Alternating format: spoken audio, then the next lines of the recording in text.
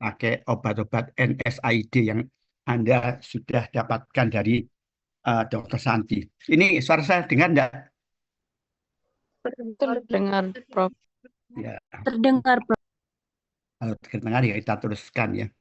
Jadi sebetulnya itu kalau Anda dengar NSAID, non-steroid anti-inflamasi drug, pasti ada yang SAID, ada non, ada yang bukan non ya, NSAID dan SID, steroid anti-inflamasi drug. Nah, hari ini praktikumnya adalah nanti walaupun ini offline, online ya, walaupun online nanti kita jelaskan bagaimana untuk menemukan obat-obat baru ini yang mempunyai efek ya. Umumnya kan kalau Anda kemarin kuliah itu NSAID kan mempunyai efek antipiretik, mempunyai efek antiinflamasi, mempunyai efek analgesik itu kan.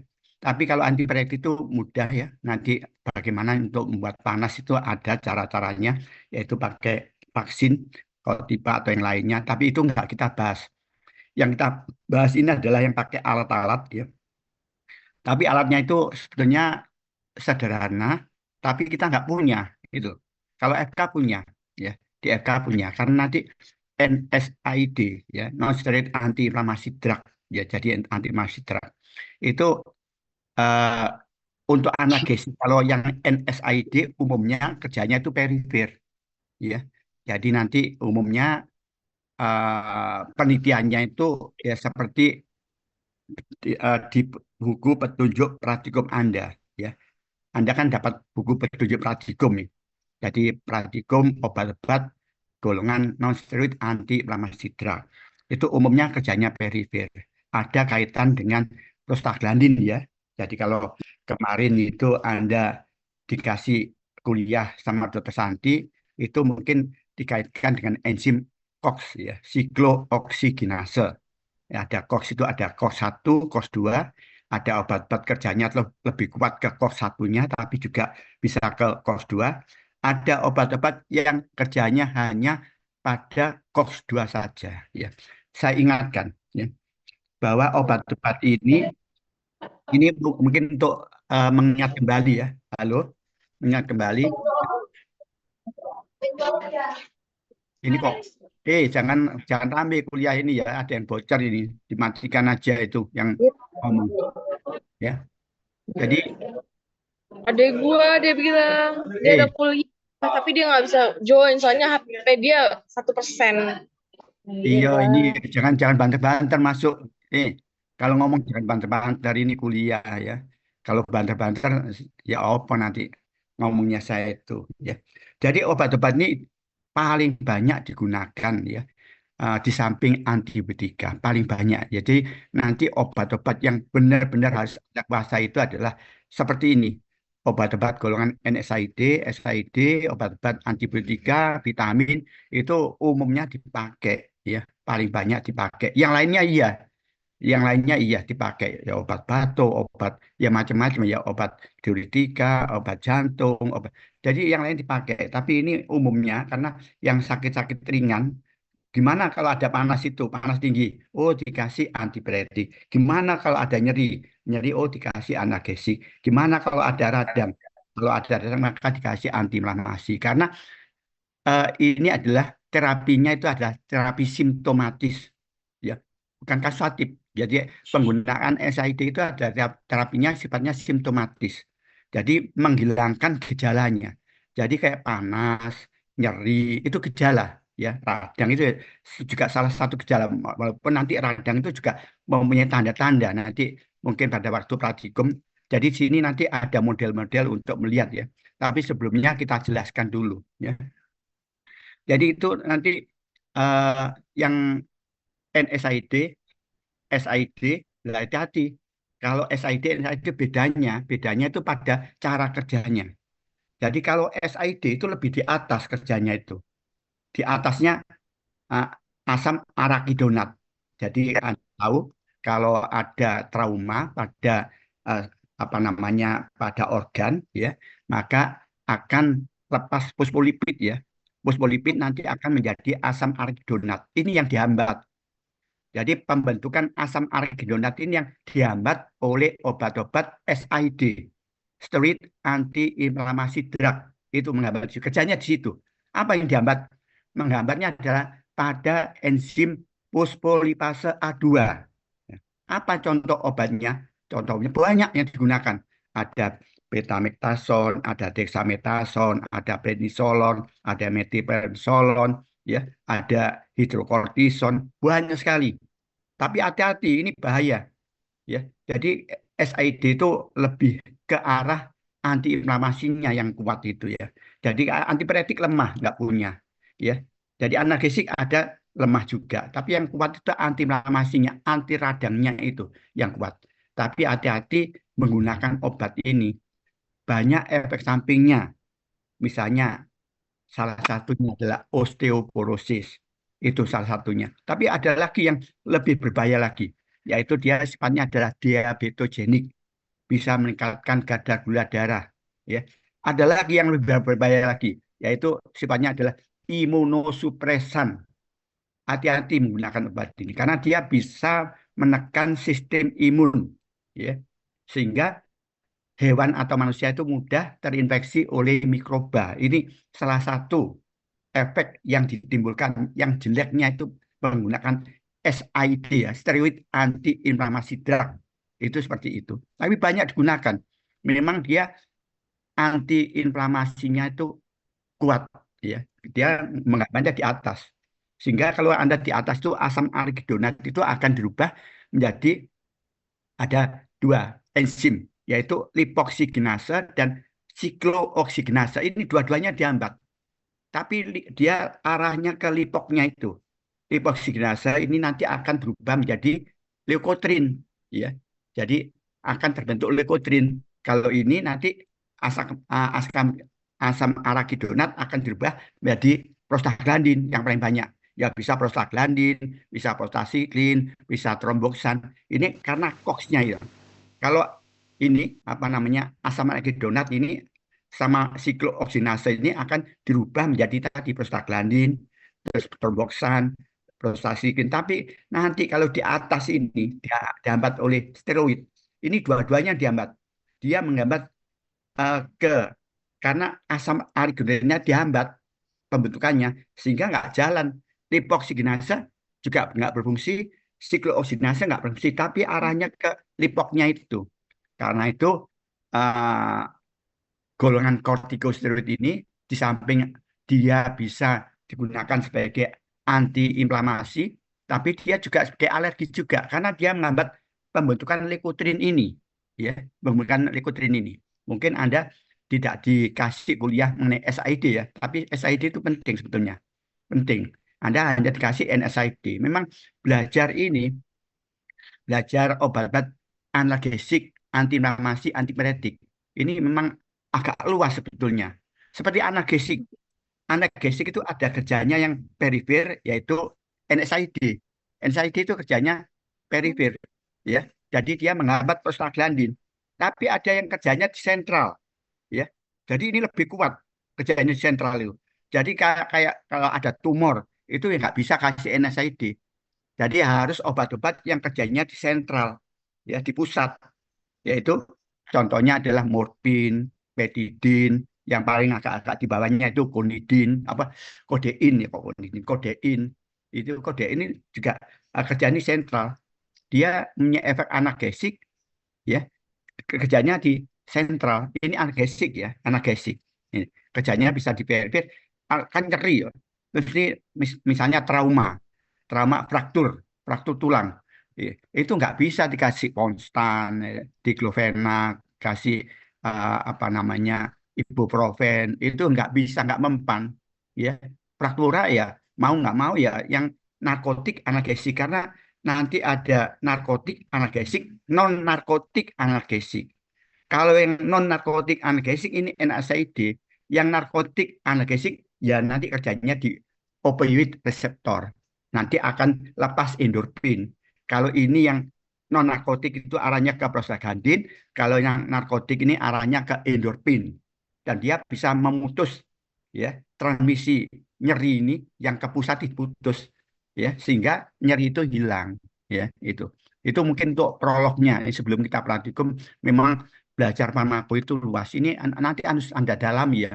Walaupun Anda dikasih hanya NSAID, tapi Anda harus mencari sendiri apa sih SID. Kalau ada NSID, pasti ada SID.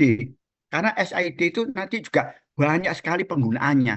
Ya, misalnya ada SID yang diberikan secara topikal, itu yang paling banyak untuk penyakit kulit ini. Misalnya hidrokortison, beta betametason.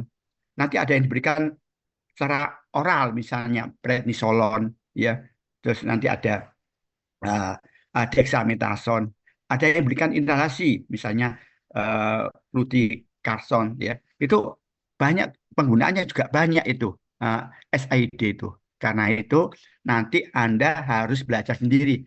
Mungkin Anda hanya mendapatkan NSAID, tapi Anda harus belajar. Karena nanti obat-obat ini juga akan Anda gunakan kalau Anda praktek. Oh, apa sih SID itu? Bagaimana cara kerjanya? Tadi kan saya terangkan. Kerjanya beda. Kalau SID menghambat enzim fosfolipase A2, ya, sehingga asam arekidonat itu enggak terbentuk. Tapi kalau NSAID itu menghambat siklooksigenase, ya. Nah, itu pun NSAID nanti dibagi lagi. Yang selektif dan non selektif, yang bisa menghambat COX-1, COX-2, dan ada juga yang hanya menghambat COX-2. Apa bedanya? Ini harus Anda pahami karena obat-obat NSAID itu efek samping utamanya adalah mengiritasi lambung. Ini ada kaitan dengan prostaglandin. Ternyata prostaglandin ini mempunyai fungsi ganda. Bisa untuk berfungsi fisiologis, untuk proteksi lambung. Prostaglandin bisa proteksi lambung. Jadi kalau prostaglandinnya rendah, nggak ada, lambung itu gampang rusak, iritasi. Tapi prostaglandin kalau di luar lambung, ini menyebabkan patologis, yaitu bisa menimbulkan panas, bisa menimbulkan nyeri, bisa menimbulkan radang. Itu harus Anda kuasai ya. Ini terlalu cepat ngasih kuliahnya. Ini bukan kuliah ya, ini mengulang aja. Halo?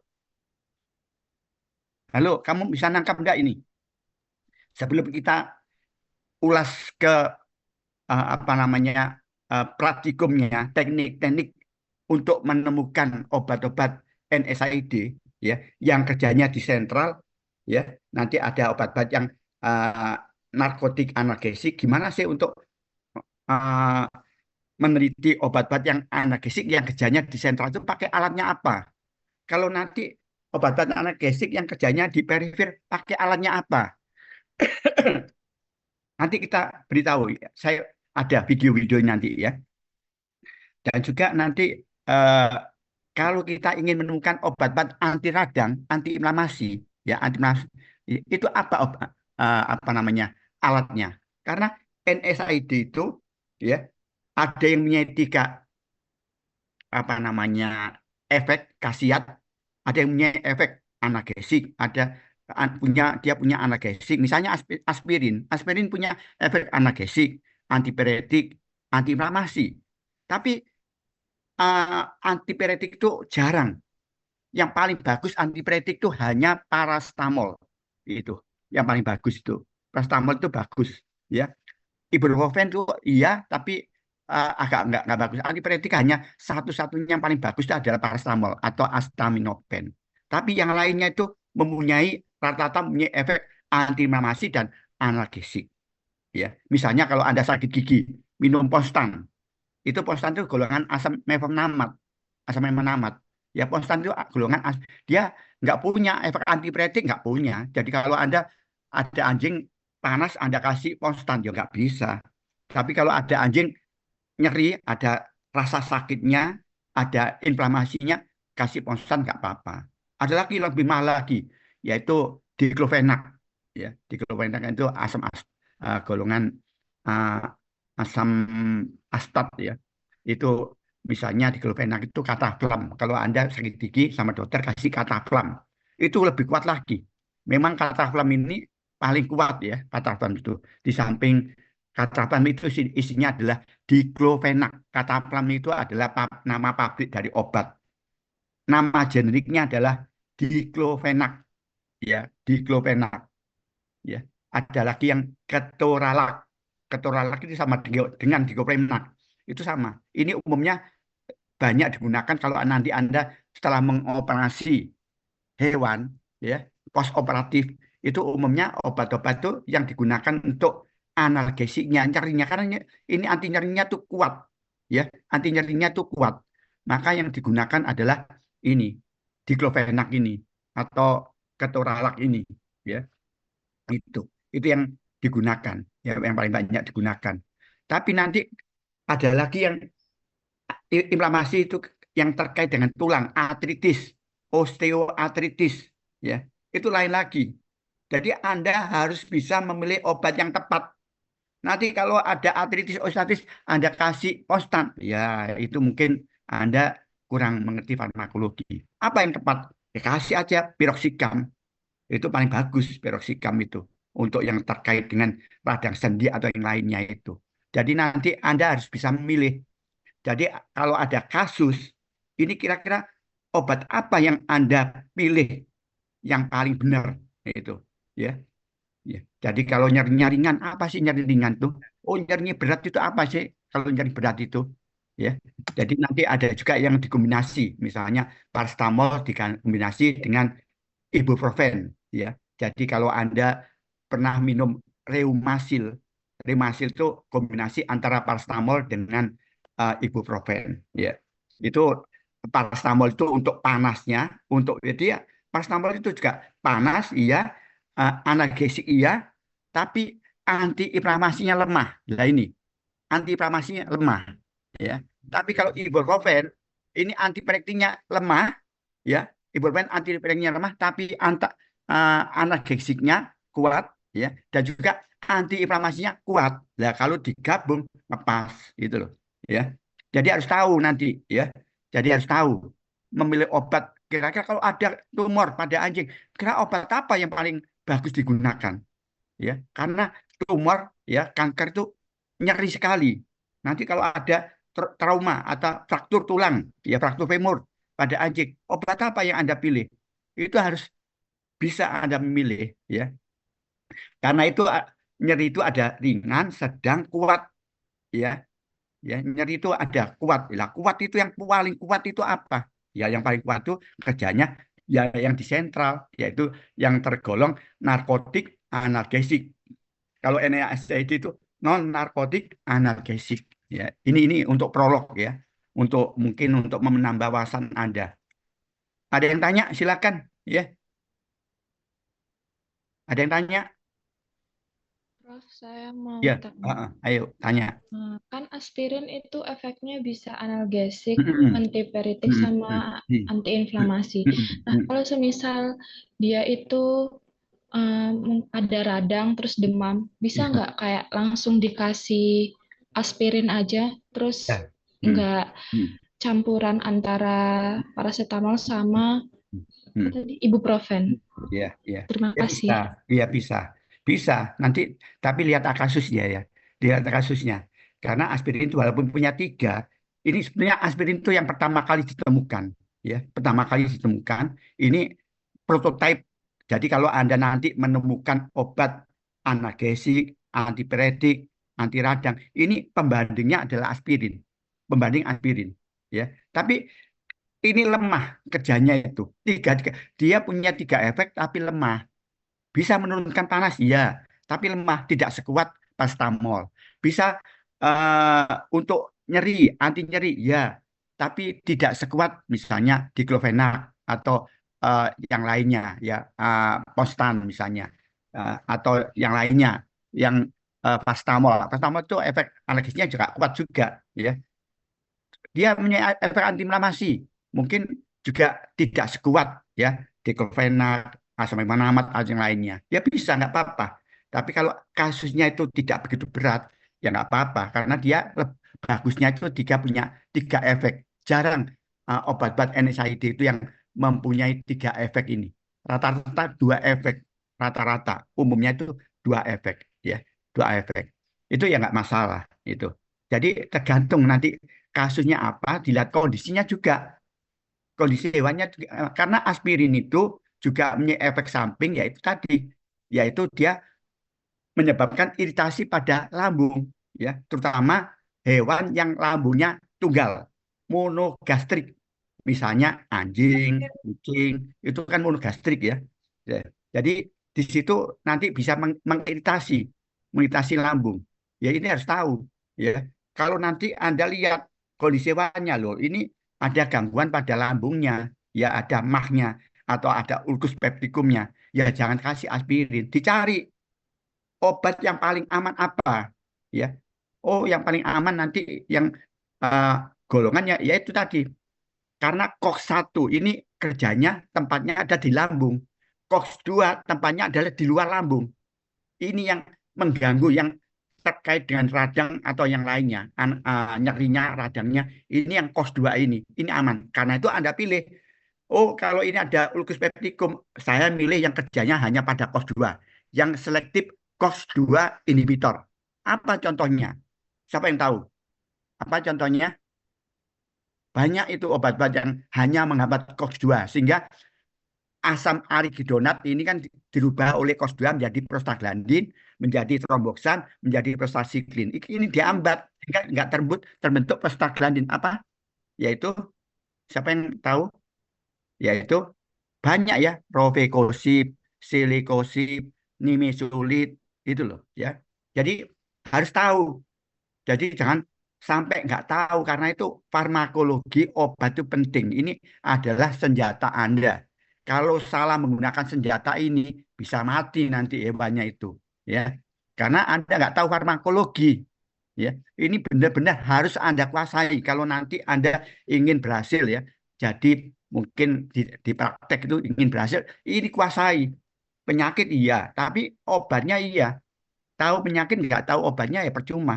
Karena pengobatan itu tidak hanya bisa dan penggunaannya itu harus rasional. Tidak hanya menggunakan, ya Anda diajari farmakologi sehingga Anda bisa menggunakan obat secara rasional, yaitu tepat dosisnya, tepat indikasinya, tepat cara pemberiannya. Jadi ada kata-kata tepat, tepat, tepat, tepat itu tadi, gitu ya.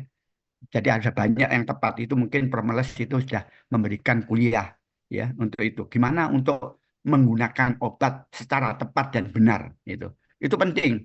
Kalau nggak tepat, nggak benar, ya bisa terjadi efek toksik, bisa terjadi efek letal, ya bisa terjadi tidak sembuh. Itu loh ya. Mas saya. Jadi bukan saya itu orang farmaka enggak. Jadi semua dokter, apakah itu dokter umum, dokter hewan, dokter gigi, semua dokter, bahkan farmasi pun harus tahu ilmunya, ilmu obat, ilmu khasiat obat, yaitu farmakologi. Ya, jadi kan logis, logos, farmakon. Ya, jadi obat ini ilmunya, ilmu untuk mempelajari obat. Jadi sebelum menggunakan, ini harus kuasai. Tetapi kalau saya nguji-nguji ini nggak menguasai semua anak-anak ini. Ya, saya harapkan Anda ini harus benar-benar ya, karena ini memang sulit untuk belajar farmakologi itu banyak sekali yang mau belajar karena tergantung penyakitnya. Karena penyakit ini banyak, obatnya juga banyak. Padahal penyakit itu ada penyakit infeksius, non-infeksius. Yang non-infeksius banyak macamnya, ya. Yang infeksius juga banyak macamnya. Parasit berapa jenis parasit? Bakteri berapa jenis bakteri? Obatnya beda-beda. Obat cacing, obat protozoa, obat beda-beda obatnya, ya. Jadi obat helmin untuk protozoa, untuk itu beda-beda. Nanti kalau Anda belajar farmakum, misalnya bakteri, bakteri ada bentuk kokus, ada bentuk batang, ada bentuk spiral, itu obatnya beda-beda juga. Nggak anggar ngasih obat aja. Jadi pilih obat yang paling tepat, ya. Drug of choice-nya, kata-kata drug of choice, pilihan obat ini adalah Anda harus bisa memilih obat yang dikatakan drug of choice, ya. Obat yang paling bagus itu penting. Jadi kalau nggak tahu itu repot nanti, ya. Seperti ini, hati-hati. Walaupun obat ini bisa dibeli tanpa resep dokter. Umumnya obat yang tidak perlu resep dokter itu aman, tapi banyak yang nggak aman. Paracetamol apakah aman? Ya enggak, karena dia hepatotoksik, dia nephrotoksik. Hati-hati menggunakan paracetamol. Dilihat anjingnya, dilihat hewannya, apakah ada gangguan fungsi ginjal enggak? Ada gangguan fungsi hati enggak? Ya. Kalau ada ya jangan kasih paracetamol. Karena paracetamol adalah nephrotoksik, hepatotoksik. ya. Jadi harus dilihat kondisi hewannya itu. Oh, ini saya kasih obat-obat yang tidak terkait dengan fungsi ginjal, tidak terkait fungsi hati, tidak terkait dengan fungsi lambung. Oh, ini aman, ya kasih itu aja. Kalau hewannya, tapi kalau hewannya itu sehat, ya, terus dia sakit, panas, sakit, nyeri, ya nggak apa-apa. Kalau ginjalnya normal, hatinya normal, lambungnya normal, ya nggak masalah, ya itu. Itu ya. Jadi menggunakan obat itu ya tadi aspirin. Ya nggak apa-apa. Dia punya 3 efek, ya, 3 khasiat, tapi lemah. Ya, ya digunakan memang itu obat prototipe. Pasti ada efeknya, ada, ya, pasti ada. Tapi untuk menurunkan panas ya lebih baik kasih paracetamol karena antipirektiknya lebih kuat, gitu loh ya. Jadi ada yang tanya lagi? Silakan. Nggak apa-apa. Ini diskusi ya. Diskusi nggak apa-apa ya. Jadi biar nanti Anda juga ada ilmunya itu ya. Dan nanti praktikum ini nanti Anda bisa gunakan kalau Anda tertarik karena banyak sekali ya sumber daya alam kita ini yang bisa dijadikan obat, terutama natural produk alam. Apakah itu dari tanaman, apakah itu dari hewan, tanaman ada tanaman yang di darat, ada yang di air, hewan banyak juga yang bisa digunakan ya. Itu banyak yang belum diteliti ya. Dan saya harapkan ya, kemarin kan ada PIMNAS itu ya. Anda itu belajar seperti itu ya. Datangi, seneng kok dosen-dosen itu. Kalau Anda konsultasi saya ingin ikut PIMNAS ya. Itu untuk pengalaman Anda, jangan sampai wah ada itu nanti ada dananya juga dan Anda punya nama ya. Saya dulu pernah membimbing PIMNAS itu juara nasional, juara 1. Ya, sekarang kerjanya di BRIN, Badan Riset Inovasi Nasional. Itu dia juga Masya sudah Allah. ya. Jadi seperti itu. Contohlah yang baik-baik itu. Galilah ilmu Anda ini. Jadi kalau nggak tahu diskusi sama dosen mau sama saya pun silakan ya. Jadi diskusi banyak di FK itu. FK itu banyak dosen-dosen yang mendapatkan dana penelitian banyak sekali ya. Itu yang pintar-pintar untuk meneliti banyak sekali. Eman-eman kalau Anda cuma kuliah datang ini toh wis. Ini pengalaman itu penting. Pengalaman itu sangat-sangat berharga dan penting ya. Jadi di situ nanti Anda bisa oh kalau Anda sudah melakukan riset penelitian, nanti oh ini bisa saya jadikan dari PIMNAS itu bisa jadikan skripsi Anda bisa juga. Itu loh, ya. Jadi ikutilah, kan PIMNAS kan tiap tahun ada, silakan ya. Jangan sampai kalah seperti itu loh. FST itu berapa orang yang bisa ikut, berapa puluh ada. UGM kemarin 50 berapa yang bisa ikut. Masa di UNER nanti sedikit yang ikut. Ya, saya harapkan Mas Ewak itu bangkit ya, bangkit. Jangan sampai apa melempem gitu ya. Karena moto UNER itu adalah excellent with morality dan hebat ya. Kalau melempem ya nggak hebat ya nggak excellent ya. Jadi saya harapkan diskusilah sama dosen-dosen, datang ke saya, datang ke Profedi, banyak yang pintar-pintar di FK itu. Bahkan yang tingkat nasional itu juga banyak juga, ya banyak, ya. Jadi datang, diskusi. Saya ingin meneliti ini, mungkin nanti kasih gambaran. Oh ini bagus ini penelitian Anda itu, ya bagus sekali. Nanti kasih wawasan, ya. Jadi Anda itu nanti tambah pinter, ya, ya. Jangan cuma datang ikut kuliah, nggak ada kuliah ya sudah pulang itu. Ya nggak ada apa-apanya nanti itu. Mulailah belajar, belajar, belajar. Ya, belajar. Ya, dengan belajar itu nanti Anda itu gampang sekali. Ya, berinteraksi dengan ilmu-ilmu yang lain itu gampang sekali. Ya, mengkaitkan ilmu-ilmu yang lain itu gampang sekali. Gampang sekali. Oh, orang ngomong A itu sudah nyantol. Ya, sudah tahu. Oh ini arahnya kemana sudah tahu. Itu harapan saya. Ya, jadi saya ingin juga yang sekian ratus ini kalau kita lihat ini ada 236 mahasiswa ya. Tapi kalau ini apa nanti ada separuhnya itu yang pintar-pintar itu alhamdulillah ya. Diharapkan ya semuanya pintar ya, semuanya. Jangan sampai Anda bayar mahal, semuanya bayar apapun kos kos untuk makan untuk macam-macam ya. Sudah biaya banyak tapi nggak bisa apa-apa ya percuma karena setiap saya nguji rata-rata ya IP-nya bagus tapi kompetensinya nggak ada. Ini saya sedih itu. Ya, IP bagus, IP 3,6, IP 3,7, tapi nggak bisa apa-apa. Ya percuma nanti kalau nggak bisa apa-apa. Ya, padahal yang penting itu profesi adalah kompetensinya. Ya, jadi Anda ini kan profesi, nanti ada PPDH. Ya, jadi punya profesi, profesinya apa? Dokter hewan. Kalau profesi ada profesi nggak bisa apa-apa, nggak ada kompetensinya, ya ya sudah, ilmunya nggak terpakai nanti itu. Ya, ada lagi yang tanya, silakan sebelum kita masuk ke praktikumnya. Ya, ada yang tanya lagi? Nggak apa-apa, silakan. Ini eh, supaya Anda ini terinovasi ya. Jadi eh, Anda ini kan masih semester berapa ini? 4 ya? 4 atau 3 ini? Halo? 3, Prof. 3, Prof. Ayo, 3 jangkauannya masih panjang ya. Paling nggak 7 itu nanti semester 7 itu Anda baru skip. Karena itu nanti tahun depan tuh kalau ada PIMNAS ikut aja ya. Ikut ikut daftar. Nggak ada salahnya, nggak keluar uang, nggak keluar apa-apa aja kok ya. Cuma otaknya aja yang dipakai itu ya. Itu. Jadi dan Anda nanti bisa apa misalnya PIMNASnya ke di mana di Sumatera atau di Lombok atau itu nanti kan dapat transportasi, dapat ganti ya. Anda sudah tahu sana, bisa bertukar ilmu dengan teman-teman dari berbagai macam universitas ya, bisa tahu uh, apa namanya dari mahasiswa-mahasiswa dari universitas yang lain. Oh, kemampuannya gimana? Oh, alah, kemampuannya seperti itu. Saya lebih mampu, gitu ya. Jadi Anda bisa mapping dari perguruan tinggi yang lain, ya.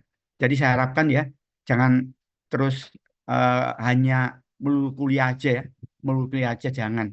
Jadi benar-benar manfaatkan ilmu Anda. Kalau Anda sudah masuk ke dalam FKH ini, jangan ragu-ragu, ya. FKH itu pangsa pasarnya itu luas ya. Jadi untuk kerja itu mudah tapi harus punya kompetensi luas dibanding fakultas-fakultas lain. FK itu yang paling FK hanya rumah sakit tok, puskesmas rumah. Kalau di FK banyak sekali. Bahkan dokter-dokter itu ingin juga apa namanya seperti FK. Dokter alih profesi jadi peternak juga banyak itu terjadi peternak. Lah Anda kan punya ilmunya, jangan sampai kalah ya. Itu ya. Jadi kalau saya sudah masuk FK ini FK ini luas sekali, ke swasta itu luas sekali, ke pabrik obat hewan, ke peternakan, ke macam peternakan juga macam-macam, ya. Ke dinas juga macam-macam, ya. Jadi banyak yang butuh dokter hewan. Karena itu jangan sia-siakan, ya. Jadi kalau belajar ilmu itu jangan setengah-setengah. Pokoknya belajar ya nanti IP saya bagus ya sudah ya itu lain, ya. Jadi IP bagus, ya nggak apa-apa. Tapi harus sesuai dengan kompetensinya, kemampuannya, ya. Jadi benar-benar harus mampu, gitu ya. Ini. Ada lagi yang tanya? Kalau nggak ada, ya kita mulai ke praktikum, ya. Jadi ini yang pertama ini kita jelaskan bagaimana untuk menguji, ya, menguji obat-obat NSAID yang kerjanya itu di sentral, ya. Jadi sebenarnya bukan NSAID ya, obat-obat analgesik. Nah, kalau NSAID itu umumnya di perifer. Ini obat-obat analgesik yang kerjanya di sentral ini memang khusus untuk menguji obat analgesik untuk menghilangkan nyeri. Jadi ini dibikin nyeri. Tikus ini dibikin nyeri. Nyerinya kayak apa? Ini ya. Jadi walaupun ini hanya ini apa namanya? Sih ya sebentar ya. Tak jelaskan lagi nanti sharing.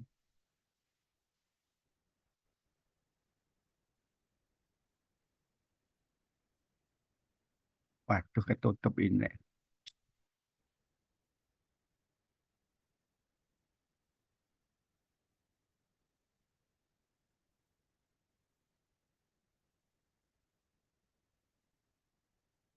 Bentar ya. Outlet ini aja. Ini yang biasa aja ya. Nanti kita yang mulai yang biasa sampai yang canggih nanti ya.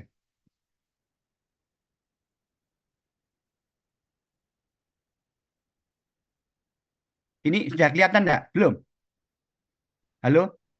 Belum, Dok. Sudah Belum, Prof. terlihat. Oh, belum ya. Sebentar Sudah, ya. Prof. Oh, sudah kelihatan. Halo, Sudah, Prof. Belum, sudah Prof. kelihatan. Ada yang belum, ada sudah sini. Ya.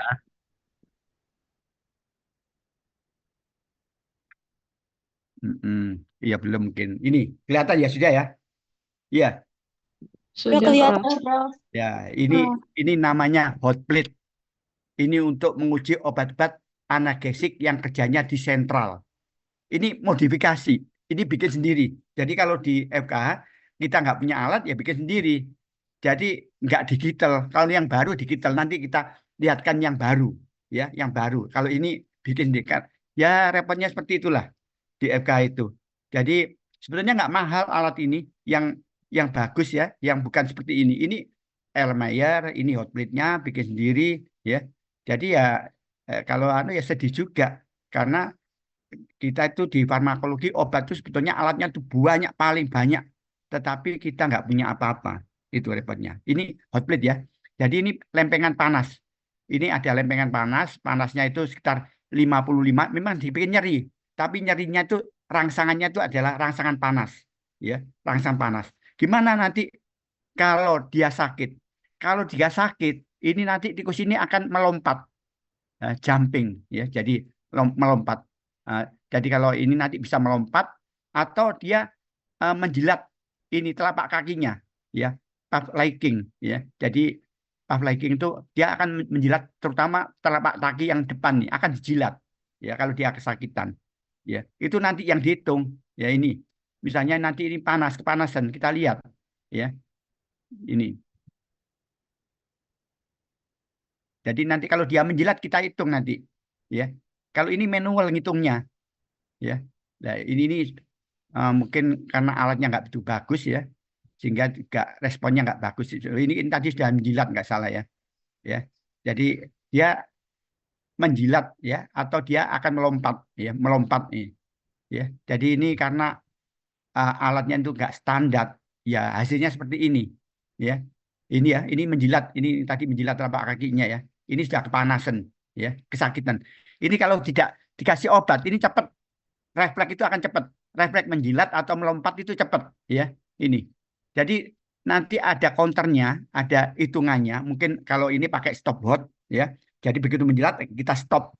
Jadi mungkin kalau tanpa obat dia cepat, ya. Efeknya cepat, ya.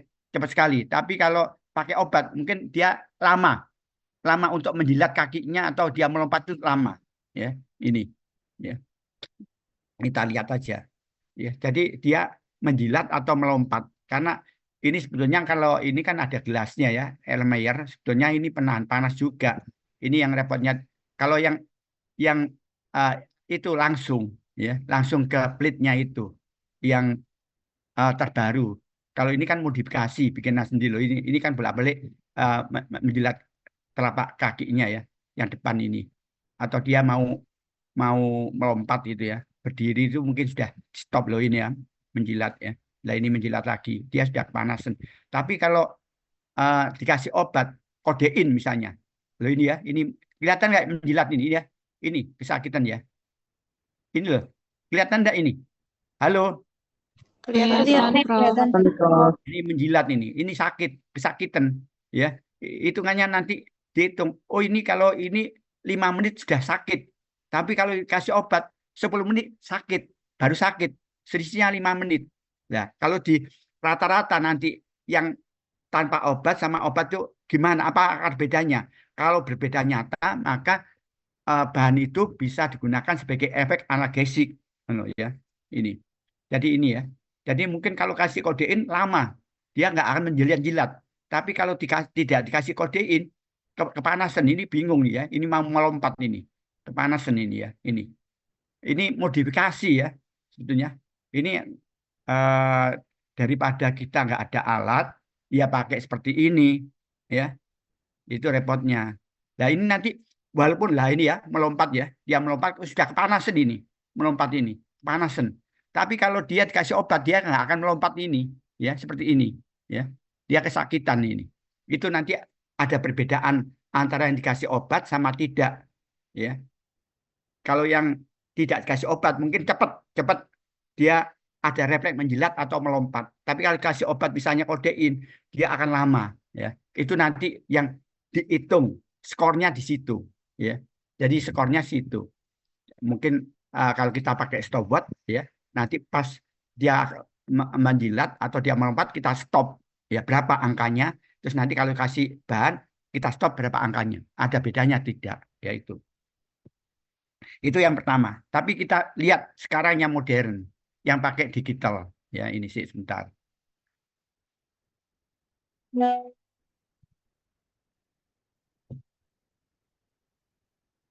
Sebentar ya.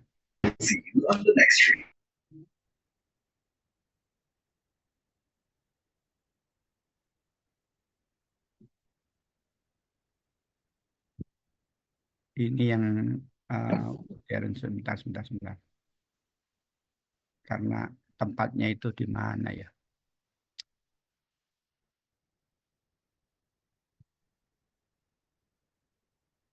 Kok nggak ada ya? Mana guys yang modern ini? Ada yang oh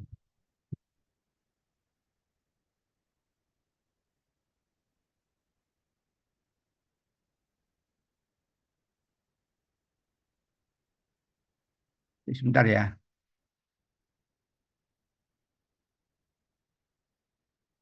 Oh iya mau.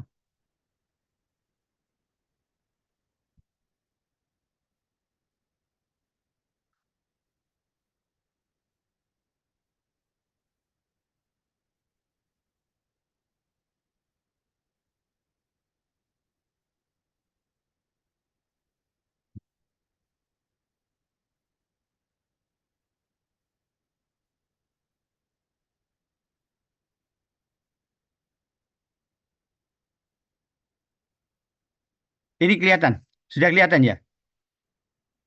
Kelihatan belum? Halo? Kelihatan, Bro. Oh,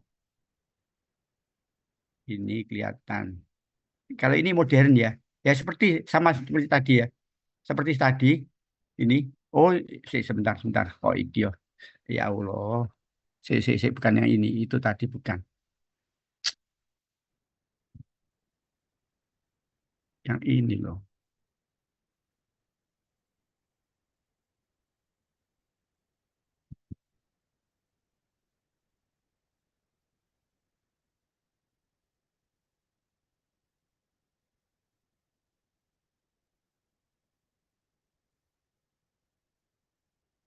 Kelihatan ini? Halo? Kelihatan nggak? Kelihatan, Bro. Kelihatan. Kelihatan. Kelihatan, Bro. Terlihat, Prof. Ya. Ini ya. Kalau ini yang modern. Loh, kok ini Prestige Monitor kok selalu ini ya sih sebentar. Aduh, ya Allah, kok clear terus saja. Nah, apa sih? Malah di yang ini loh saja nih. Yang ini loh.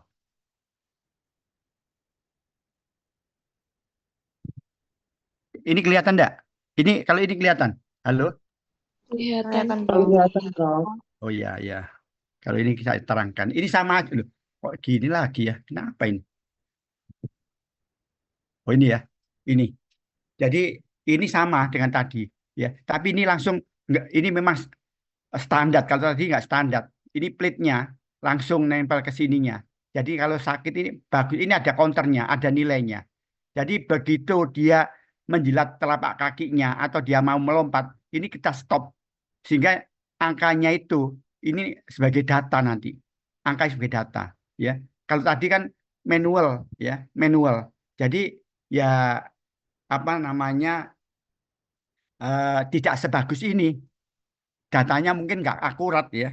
Kalau ini akurat karena ini ada alat untuk nge-stop. Jadi kalau dia nanti menjilat atau dia melompat, stop. Ini angka-angka yang di sini, ini nanti bisa kita gunakan sebagai data untuk dianalisis. Apakah bahan yang kita berikan itu punya efek atau tidak. Itu ya. Jadi seperti itu. Ya. Jadi seperti itu. Ini lebih bagus ya. Karena apa namanya lebih tepat untuk ngetopnya itu kita lihat langsung kita stop. Ya. Ini. Jadi ini ada angka-angka di sini.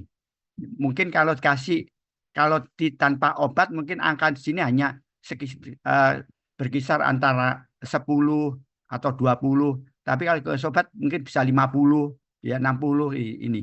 Ya ini ada kabelnya. Ya ini sebetulnya listrik ya. Jadi ini untuk lempengan panas, hot plate atau lempengan panas di sini ya. Ini. Ya. Jadi sama, prinsipnya sama ya. Jadi untuk pengamatannya yaitu melihat dia kesakitan atau dia tidaknya itu dia menjilat telapak kakinya atau dia melompat. Baru kita stop. Stop itu angka ini kita jadikan data. Ini gampang. Kalau ini FK punya, di Fakultas Kedokteran punya.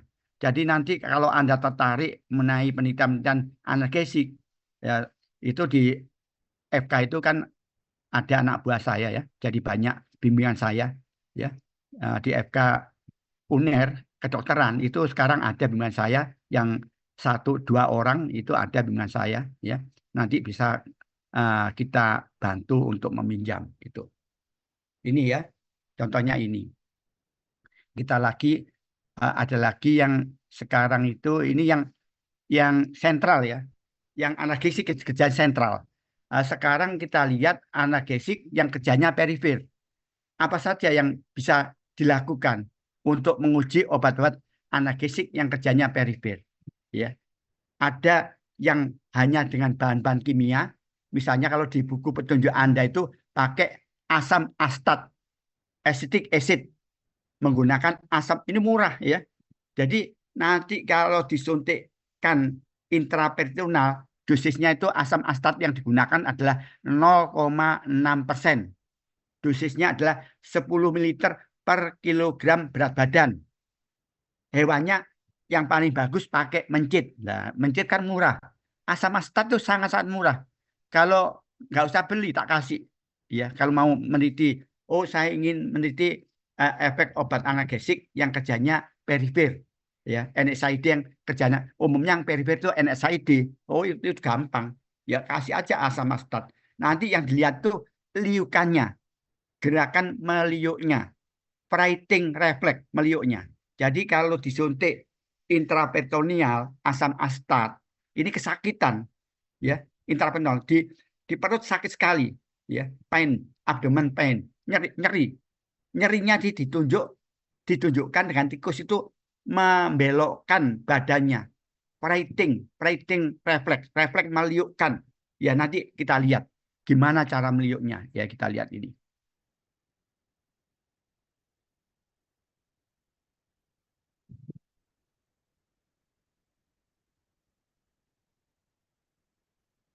Ini ya gerakan meliuknya ini ya, ini paling gampang. Ini ada 2 lah.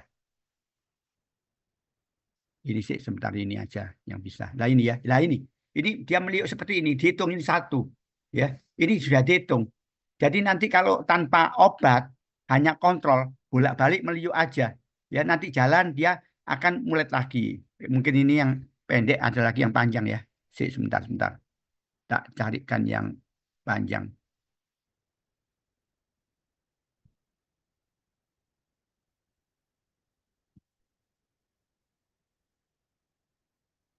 Aduh. Ini kelihatan ini? Halo? Kelihatan enggak ini?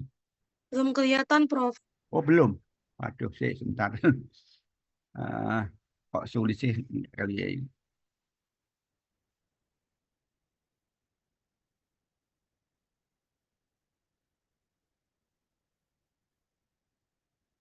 Ini kelihatan ya? Halo? Sudah kelihatan, Prof. Sudah Ya. kelihatan, Bro. Lihat. Ya, sebentar ya. Sebentar. Ini gerakan meliuknya ya. Kalau meliuknya yang jelas tadi ya. Kalau ini ya juga meles. Jadi gerakannya seperti ini ya. Nanti jalan lagi dia. Jalan, mulet lagi. Ya, mulet lagi. Jalan, mulai. Itu yang dihitung. 5 menit itu berapa, 10 menit berapa. Nanti bisa diketahui onsetnya, mula kerjanya obat ini. Kalau dia punya efek, ini mula kerjanya itu kapan. Terus nanti durationnya, lama kerjanya kapan, berapa lama kerjanya. Itu bisa dihitung. Ya. Jadi ini sangat-sangat murah. Ya.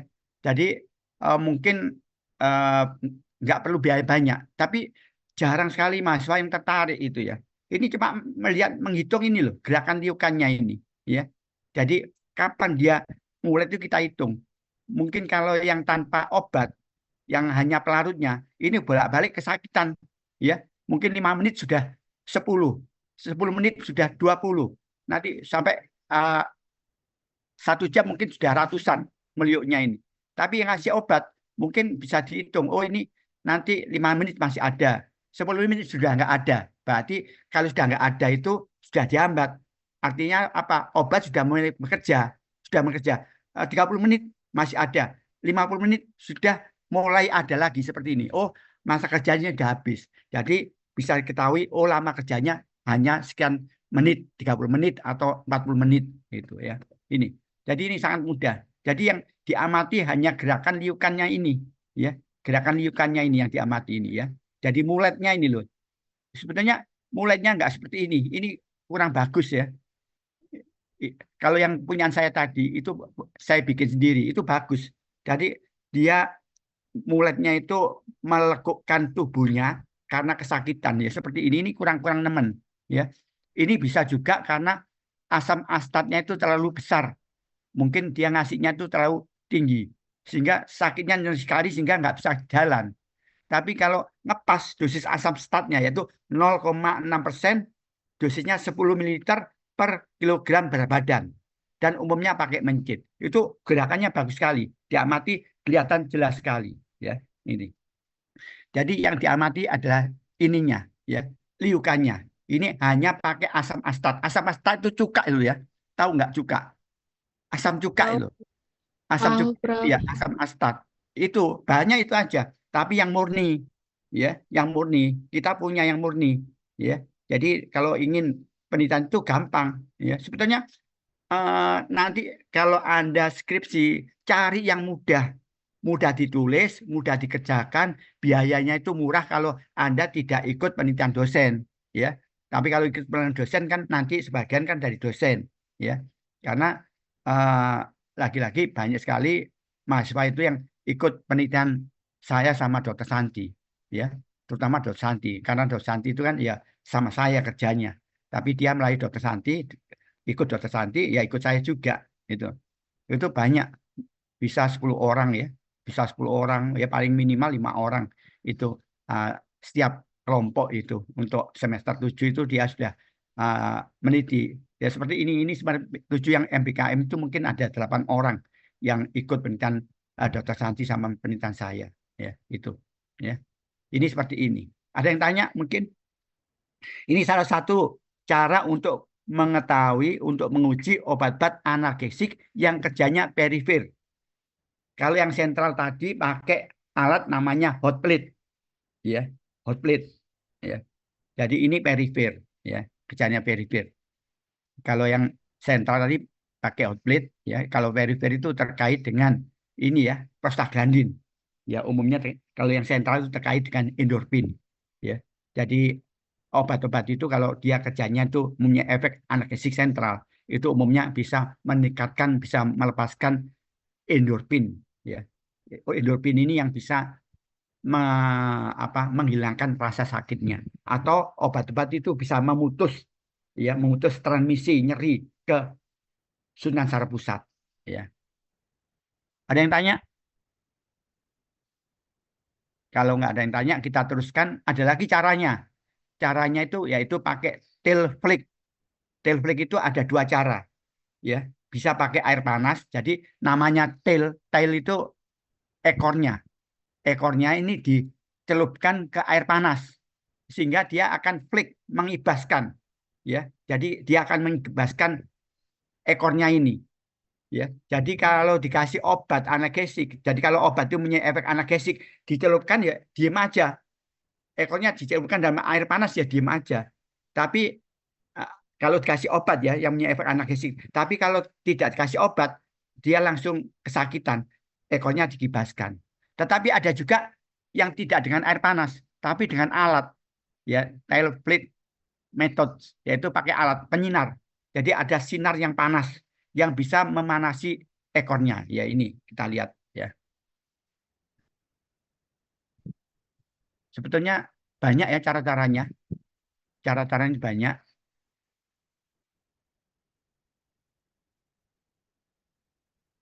Jadi sebentar ya, teleflik.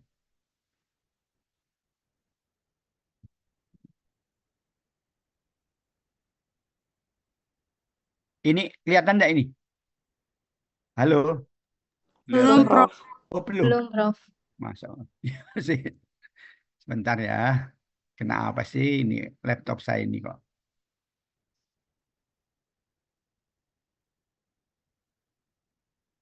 Aduh.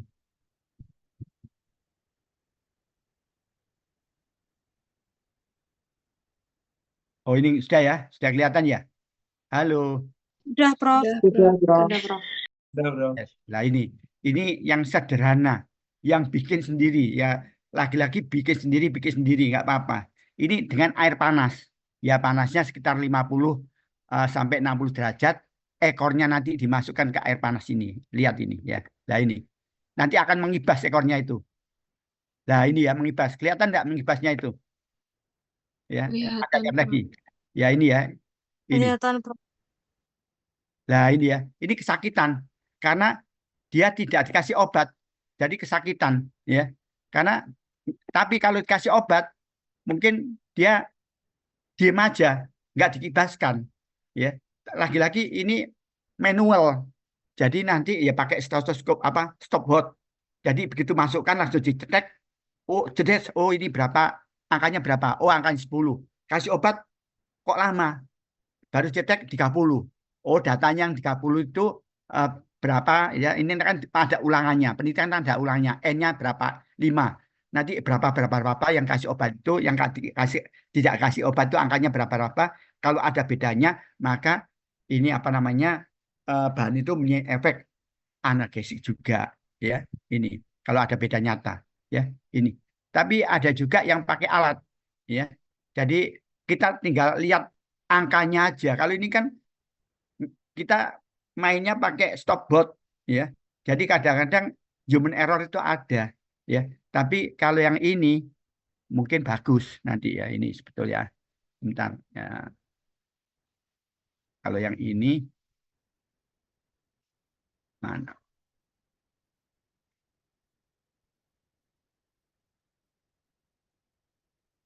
Ini mungkin.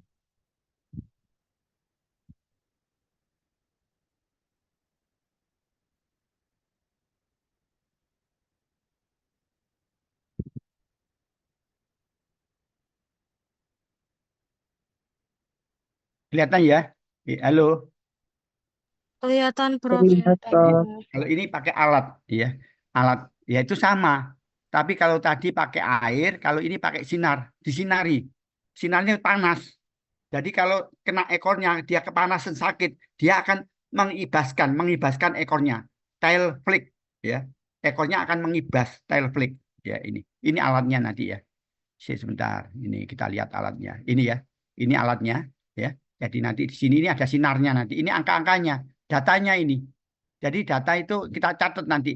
Oh nanti kalau yang tanpa obat, dia cepat mengibaskan ekornya. Ini datanya kecil. Misalnya cuma 5, 2 gitu. Tapi kalau dikasih obat, dikasih sinar, dia nggak kesakitan, ekornya nggak dikibaskan. Maka ini bisa 20, 30 gitu ya. Jadi ini nama alatnya itu tail flick meter. Sebetulnya ini murah, sangat murah. Nanti kalau nggak anu ya mungkin Farmaku tak suruh bikin di LST ya. Kalau FK nggak mau belikan ya. Sebetulnya harusnya punya kayak gini itu nggak sampai jutaan harganya ya, nggak sampai 50 juta, paling nggak ya 5 juta lah itu, nggak sampai. Tapi nggak punya kita itu, repot ini DFK itu. Katanya kelas internasional, tapi nggak punya alat sama sekali ya. Ini sebetulnya murah alat ini. Tapi kalau kita minta nggak dikasih. Ya akhirnya penelitiannya pakai apa? Praktikumnya. Ya disuntik asam asetat aja. Dilihat likukannya. Ya. Tapi ini juga penting sebetulnya. Ya. Ini yang penting. Bisa untuk praktikum, bisa untuk penelitian. Karena ini sudah standar internasional. Ya. Ini sinarnya ya. Ini sinarnya. Ini sinarnya di sini. Ini ekornya. Ini dimasukkan. Ini red. Kalau tail flick itu pakai red. Kalau pakai mencit kekecilan. Kalau yang rating refleks gerakan liukan itu pakai mencit, jangan pakai red ya. Kalau ini ekornya itu luas besar sehingga kalau dimasukkan ke sini kena sinar itu gampang. Kalau kecil ya nggak bisa ini ya. Jadi kalau yang tail flake ini pakai red. Apakah itu pakai air? Tadi kan pakai air hangat ya, air panas yaitu 50 sampai 60 derajat, tapi kalau ini pakai sinar. Sinarnya panas ya. Jadi ini sinarnya panas, memang sudah didesain ya. Nanti jatuhnya ke sini sekitar 50 sampai 60 derajat Celcius. Kalau kepanasan, maka ekornya ini akan dikibaskan. Kalau dikibaskan otomatis angka ini akan berhenti. Akan berhenti ya. Kalau ini mengibas, angka itu berhenti. Misalnya kalau tidak dikasih obat, tanpa obat, ini kasih sinar kepanasan, langsung ibas. Ini angkanya mungkin 2, 3. Tapi kalau kasih obat analgesik, dikasih panas, dia diem aja, nggak kepanasan. Sehingga angkanya ini besar. Gitu ya. Anda lihat ini. Oh, ini ya. Lah ini ya. Ini angkanya. Dia tadi sudah. Tadi kelihatan nggak mengibasnya? Lagi kita anukan lagi ya. Ini ya. Lah ini ya. Kelihatan kan ya? Kelihatan, Prof. Terlihat, Ya, Prof. ini ya. Ini dipanasi. Lah ini. Ini langsung angkanya diam di sini nanti. Ya. Ini angkanya ada angkanya. Ini adalah datanya. Datanya. Ya. Tapi nanti beda lagi. Kalau nanti kasih obat. Ya. Mungkin penelitian lain. Ya. Ini. Mungkin diulangi lagi nanti. Ini ya, diulangi lagi. Tadi hanya 1, berapa. Ini kasih obat. Diem aja dia. Ya. Jadi angkanya tinggi nanti ya. Ini ya, dikasih ini. Memang ini ada sebetulnya ada fiksasinya. Ini yang lain lagi alatnya ya, tail flake red, tapi yang lain lagi. Pakai tadi yang pakai nggak dipegang itu yang bagus ya ini. Ya. Dia mengibaskan ya. Terus lagi mungkin dikasih obat ini. Nah ini ya. Ini alat yang bagus tadi, alat yang pertama tadi sebetulnya. Ya ini dia diam aja. Ya. Berarti ini bahan yang diberikan ini mempunyai efek analgesik. Nah baru ya. Jadi ini bisa 7. Kalau tadi hanya 1, 2, 3, kali ini sampai 7 ya, diam aja ya. Ini diam aja sampai angkanya 8, 9, 10 baru. Nah ya. Tapi tadi kalau kaji obat hanya 1, berapa, kalau ini 9, berapa. Itu ya. Ini adalah digunakan untuk menguji efek obat yang mempunyai khasiat analgesik. Baik yang sentral itu pakai hot plate ya, yang perifer itu bisa pakai asam astat, dihitung liukannya, rating refleksnya, bisa juga pakai tail flake ya, kibasan dari ekornya ya. Ada yang tanya? Silakan. Ya kalau nanti Anda tertarik ya mungkin bisa pakai cara yang lain. Apakah dengan yang di air panas tadi ya nggak apa-apa ya. Kalau kita nggak punya alatnya ya. Ada yang tanya? Permisi Prof, saya izin bertanya. Iya, iya, iya. Untuk yang analgesik, yang perifer NSAID itu kan misalnya kalau kita berikan rangsangan di kulit, itu kan hewan cobanya kan tidak akan peka terhadap rangsangan tersebut. Jika tidak peka terhadap rangsangan, itu apakah mempengaruhi saraf sensoriknya ke depannya atau bagaimana ya, Prof? Terima kasih. Iya. Kalau yang perifer di ekor, di kulit atau ini kan ada mediatornya prostaglandin, itu loh. Prostaglandinnya yang dihambat. Jadi mediatornya yang membuat rasa sakitnya, rasa nyerinya itu yang dihambat. Jadi tidak terbentuk prostaglandin ya. Jadi itu tadi kalau tanpa obat prostaglandinnya langsung terbentuk di tempat yang terstimulasi tadi. Misalnya pakai air panas atau pakai sinar tadi. Di ekor itu meningkat prostaglandinnya. Kalau meningkat prostaglandinnya ya akan terjadi nyeri di tempat ini tadi, di tempat stimulasi tadi. Apakah pakai air atau pakai ini tadi, itu. Tapi lain lagi, kalau yang tadi yang sentral hot plate itu dia panas ya, tapi diputus panasnya itu nggak dikirim ke central nervous system, ke susunan saraf pusat, ini diputus. Bisa di medulla spinalis, bisa di otaknya itu yang diputus. Ya, diputus sehingga tidak ada rasanya nih sakit. Walaupun ini sebetulnya sakit, tapi tidak disalurkan, tidak ke pusat karena diputus. Atau obat itu bisa melepaskan endorfin. Endorfin menuju ke tempat yang tadi, yang terstimulasi tadi, sehingga rasa sakitnya bisa diblok. Itu loh. Ya. Jadi sama aja di kulit, di ekor, sama aja. Ya. Jadi bisa juga pakai itu. Tapi kan untuk mengamati itu kan sulit. Kalau kita merangsang di kulitnya, ya caranya kan agak sulit. Lebih mudah kan pakai sinar, pakai air. Itu kan lebih mudah.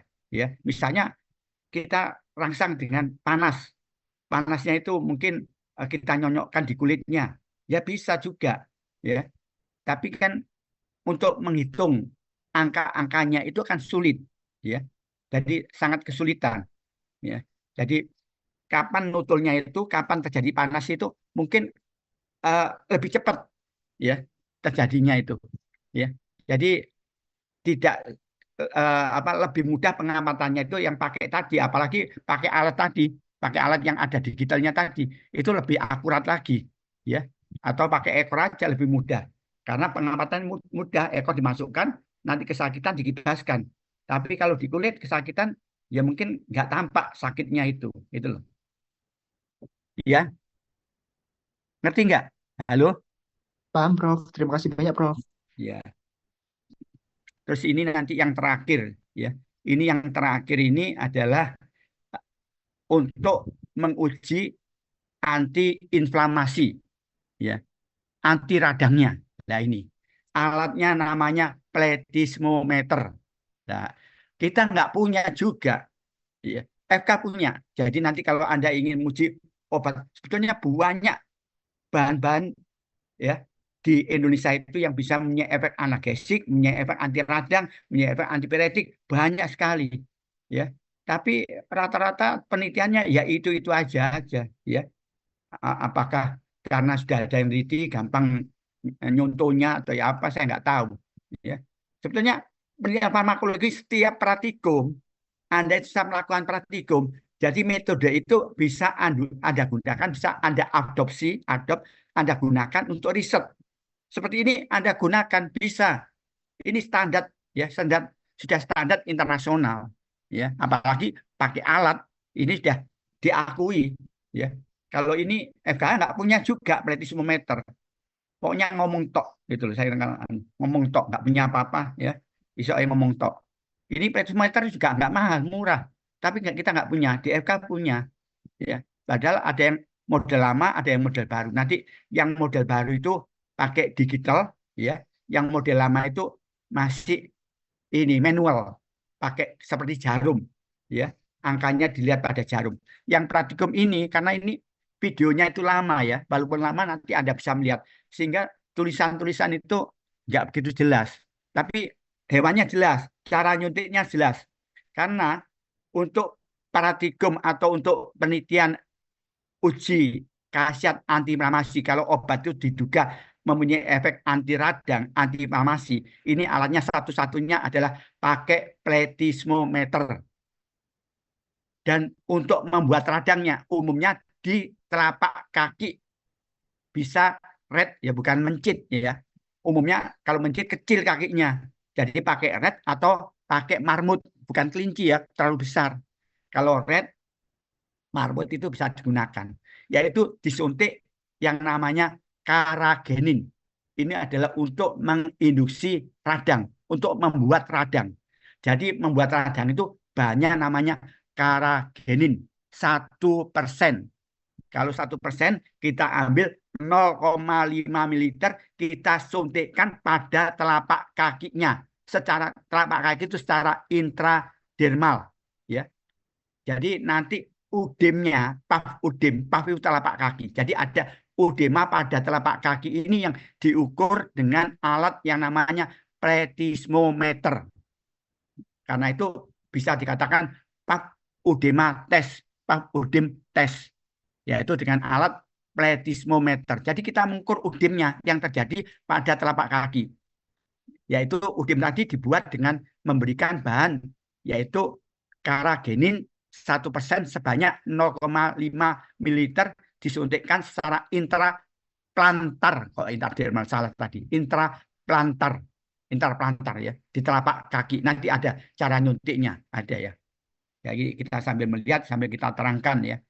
Ini mungkin, tapi lagi-lagi ini alatnya nggak modern, tapi daripada nggak punya ini lebih bagus daripada nggak punya. Tapi di FK itu lebih punya yang lebih bagus, digital, ada angka-angkanya. Jadi udimnya itu nanti ditunjukkan dengan angka.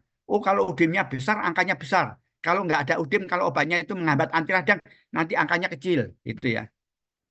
Jadi, sebentar ini kita share lagi.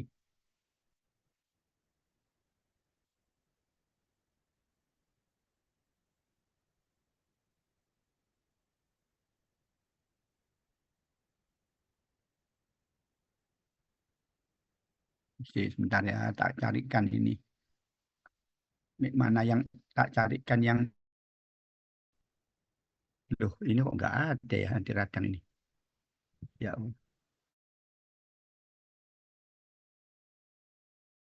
tak, tak, ini bukan video ya. Yang videonya nanti setelah ini. Tak lihatkan yang bukan video dulu.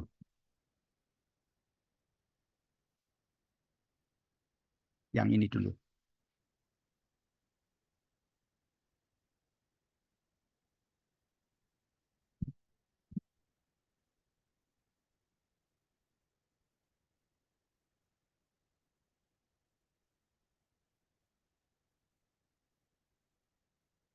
Nah, ini ya, ini alatnya ya. Capek ini. Loh, kok yang ini deh. Ini. Ini kelihatan ya? Kelihatan enggak ini? Kelihatan, Prof. Kelihatan, Prof. Ya, Terlihat, Prof. ya ini alatnya ya. Jadi yang diukur adalah udim pada telapak kakinya. Ini digital, ini angka-angkanya. Jadi kalau kakinya itu bengkak, ya, inflamasi, ini angkanya besar. Tapi kalau obat itu bisa menghambat bengkaknya ini, maka angkanya kecil. Ya, ini FK punya, di Fakultas Kedokteran punya. Jadi kalau Anda tertarik menguji efek antiinflamasi bisa saya hubungkan, ya, saya pinjamkan alatnya ini. Kalau kita nggak punya, yang murah pun nggak punya, ya. Ini ada, jadi datanya dari sini, angka-angka ini. Jadi nanti kalau tidak dikasih obat, itu angkanya besar, ya. Kalau dikasih obat antiinflamasi, karena dia bisa menghambat radang atau menyembuhkan radang, maka angkanya di sini kecil, ya ini. Jadi ini yang terbaru, ya, yang paling baru alat ini. Yang paling baru pun waktu saya kan dulu kantor saya kan di FK. Saya itu dulu dosen di FK sampai 2006 ya. 8 saya masuk jadi dosen 83 sampai 2006 itu saya ikut FK. Jadi kantor saya itu di FK. Baru 2007 itu ke sini ke FK. Jadi bimbingan saya itu juga banyak yang dari FK ya. Dokter-dokter dari FK juga banyak ya. Jadi seperti ini ya. Di FK itu banyak alatnya ya, punya alat banyak sekali. Kalau saya dulu di FK ya paling banyak saya yang menggunakan karena saya yang paling banyak melakukan penelitian. Jadi dibanding orang-orang FK paling banyak saya yang banyak melakukan penelitian. Jadi alat artinya saya yang gunakan dulu. Saya pindah ke FKH, maka ini juga jarang digunakan, eman-eman sebetulnya ya, karena FK nggak punya. Ini alatnya seperti ini. Tapi yang lama ini sebetulnya sama, prinsip sama, tapi ini bukan digital ini, ya, nggak ada angkanya. Tapi ini pakai air raksa, ini nggak air raksa ya, pakai air raksa dan nanti pakai jarum kayak voltmeter gitu ya, kayak voltmeter ya. Ini aja kita lihat.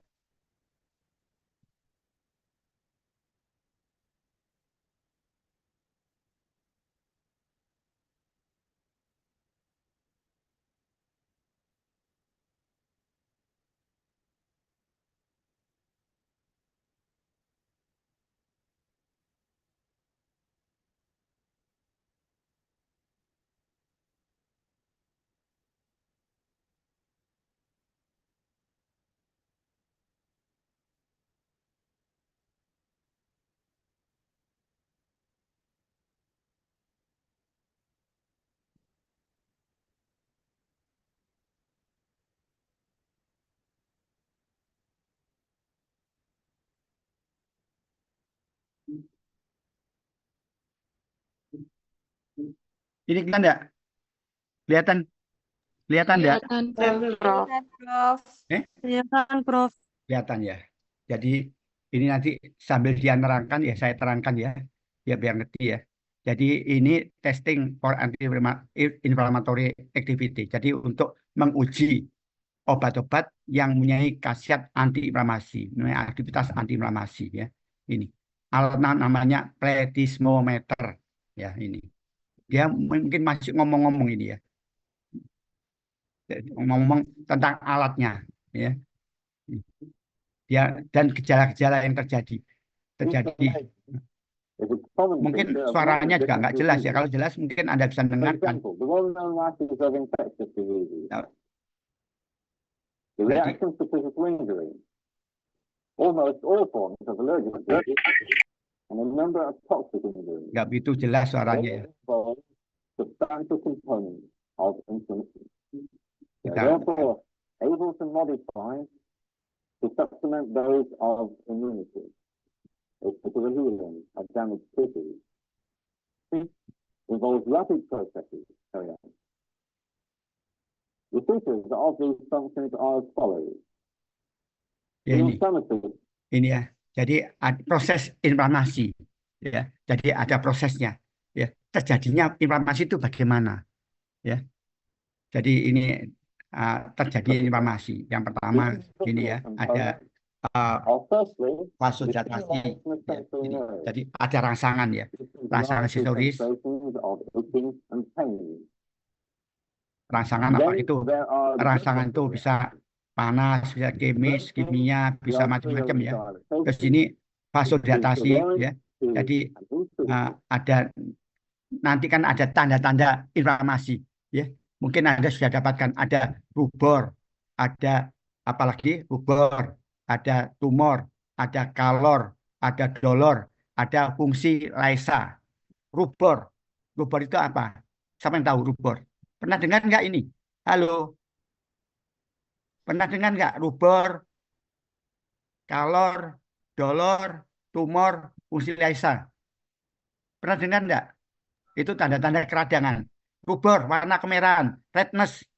Ya, jadi warna kemerahan. Kenapa warna kemerahan? Karena adanya vasodilatasi. Nanti ada ya ini. Ini prosesnya. Jadi kalau inflamasi itu terjadi kalau ada rangsangan pada rangsangan sensoris ya, bisa dari panas atau dari trauma atau dari apa namanya kimia ya macam-macam ya.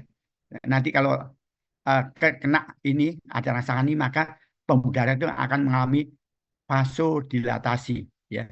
Vasodilatasi. The blood flow of an infected area is visible as an increased redness. Ini pendahuluannya ya, nanti belum ujinya. Masih Thirdly, ini pendahuluannya. increasing vascular Terus ini permeability. meningkatnya penyintas vaskuler. Ini nanti terjadi tumor. Tumor itu pembengkakan, udim. Udim kenapa ada udim? Udim karena penyintas kapiler itu meningkat. Ya, penyintas kapiler meningkat ya ada udim. Ya, karena itu ada tanda-tanda dari inflamasi ini adalah salah satunya adalah tumor. Ya, ada tadi kalau ini merah itu vasodilatasi ini adalah rubor. Ya, nanti adanya panas itu kalor. Adanya udem ini tumor, adanya sakit nyeri itu dolor, terus ada gangguan fungsi organ itu fungsi Lysa, loss of organ. As a result of this, fluid is lost from within the blood vessels, and this gives rise to the swelling of the surrounding affected tissues. Finally, there's the Nah, ini sel cell infiltrasi, sel radang ya.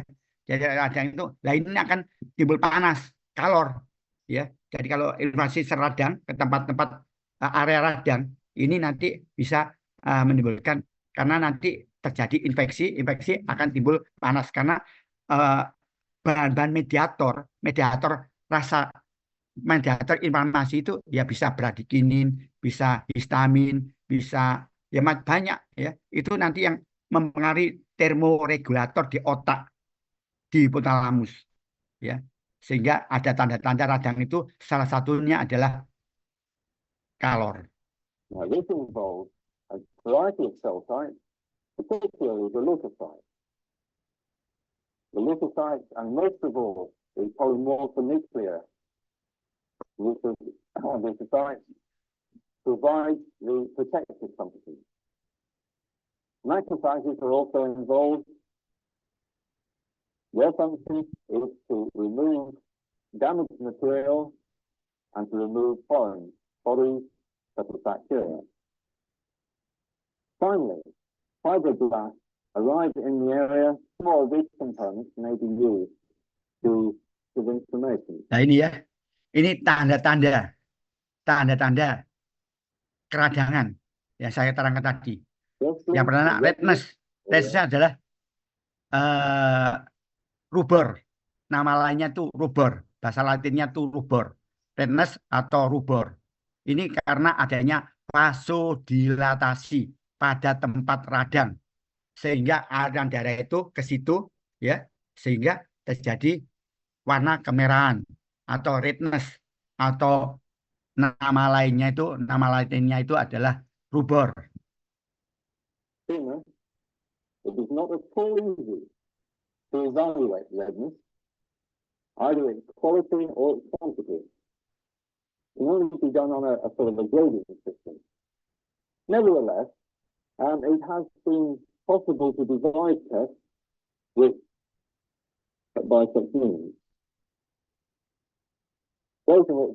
Swelling, pembengkakan, udim. Ya, swelling, bengkak, udim. Karena apa? Karena permeabilitas vaskuler meningkat, sehingga cairan itu keluar akan tertimbun dalam jaringan yang terjadi inflamasi tadi, ya, swelling. Nama latinnya itu yaitu tumor, ya, bukan tumor-tumor itu ya. Jadi lain ini tanda tumor. Tumor ini memang bengkak ya. Jadi Anda harus bisa membedakan tumor dan kanker. Kanker itu apa, tumor itu apa, itu beda. Ya, nah ini tumor itu juga merupakan salah satu tanda, tapi ini bukan penyakit, tanda-tanda untuk inflamasi. Kebetulan sama, ya, bahasanya sama. Ini nama lainnya ini adalah tumor bengkak. Ini karena permeabilitas jaringan itu, permeabilitas pembuluh darah itu meningkat, cairan itu keluar, ini akan tertimbun dalam jaringan, namanya swelling atau tumor. Panas. Panas ini tadi sudah saya terangkan ya. Panas ini adalah kalor. Kalor ya, panas. Nama latin kalor. Kenapa panas? Karena ya kalau Anda kena infeksi ya panas. Jadi kalau inflamasi nanti ada sel radang yang ke situ ya, sehingga nanti bisa mediator inflamasi itu mempengaruhi termoregulator yang di hipotalamus, di otak, sehingga ini panas ini tubuh itu akan beraksi yaitu dengan meningkatkan suhu tubuh, yaitu panas.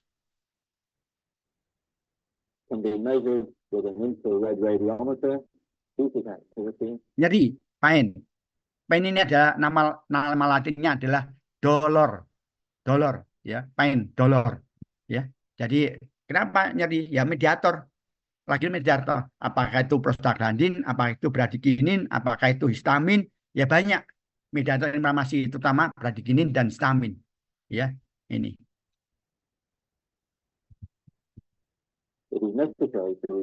Ya. Terus yang terakhir adalah loss of function. Ini nama lainnya fungsi Lysa. Ya, loss of function ini nama lainnya fungsi Lysa.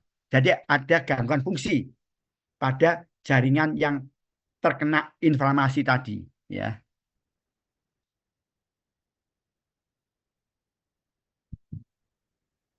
Ini masih pendahuluan ya. Ini belum ke alatnya.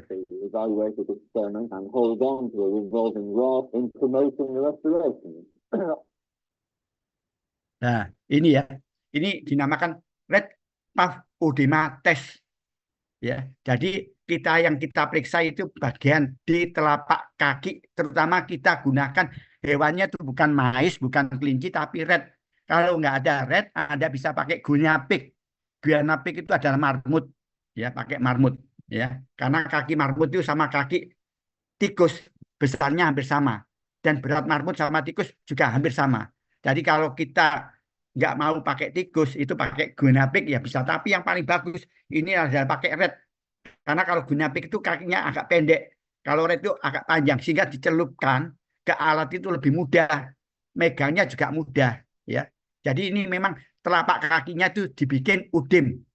Udimnya itu gimana caranya untuk membuat udema pada telapak kaki? Yaitu tikus disuntik intraplantar dengan bahan yang namanya karagenin.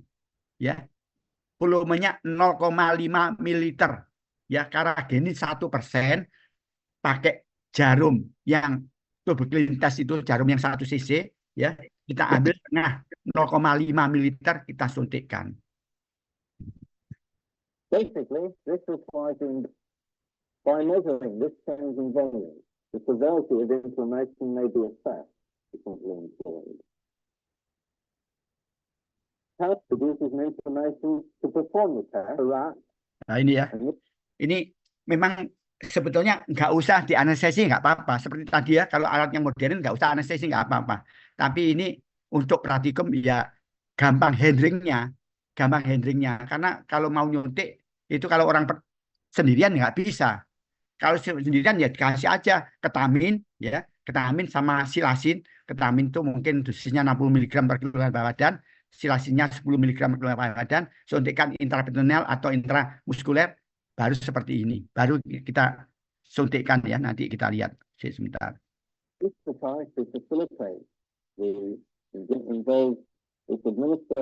Nah ini ya, ini cara nyuntiknya ya.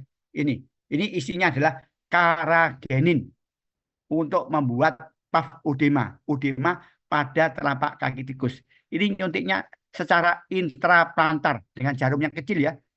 Seperti Anda praktikum itu ya.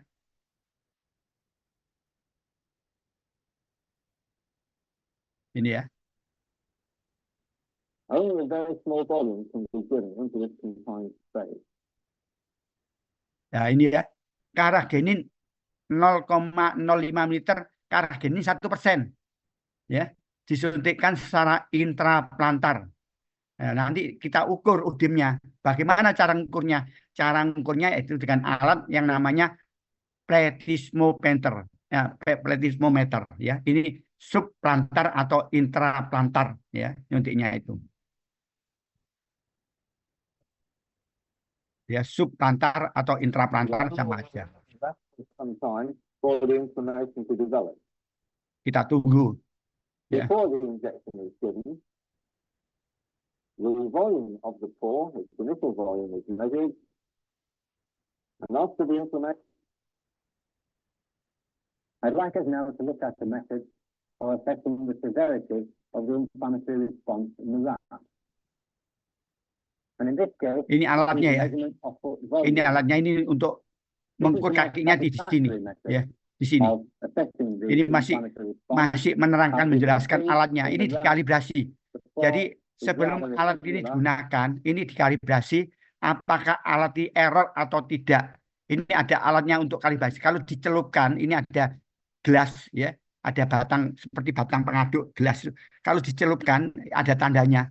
Nyelupnya nggak boleh saat pertama dalam, kedua tidak dalam, nggak boleh. Ini ada batas-batasnya, ada ukurannya. Dicelupkan, oh angkanya sekian, jarumnya menunjukkan 10. Kedua 10, ketiga 10. Maka kalau tetap 10 dengan ukuran yang sama ya, dengan garis yang sama, maka alat ini tidak error, bisa digunakan.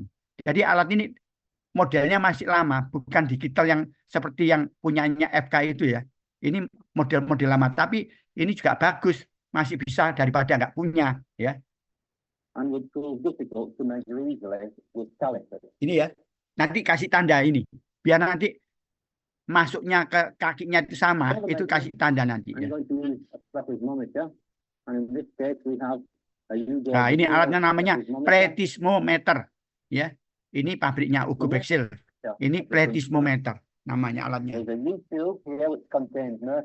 Nah ini untuk nyelup kakinya di sini. Ini dicelupkan ya. Nanti naik. Ini nanti terhubung, terkonek dengan yang tadi. Ya. Sehingga nanti jarumnya itu akan bergerak.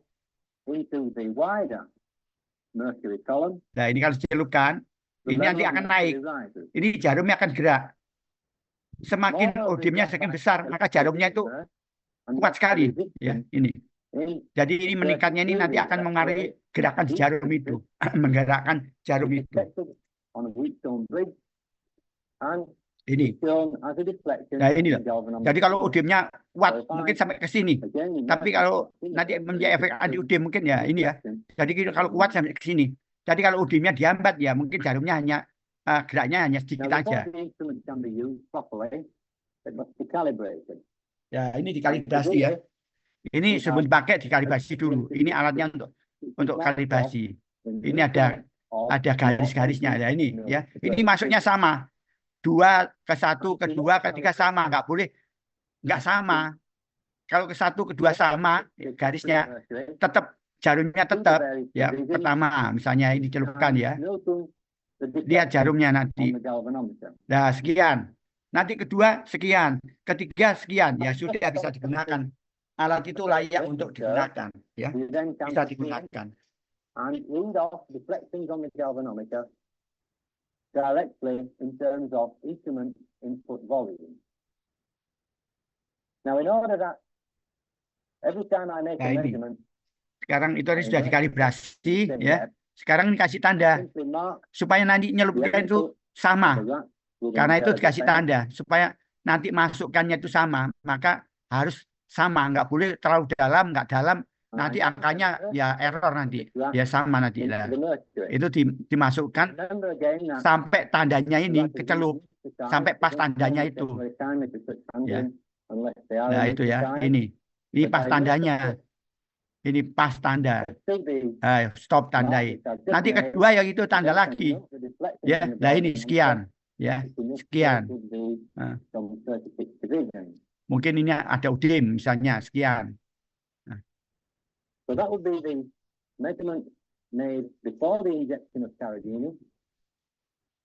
Subsequent measurements following the injection are then made at regular time intervals, and the swelling characteristic of carrageenan inflammation can be seen here in the other paw.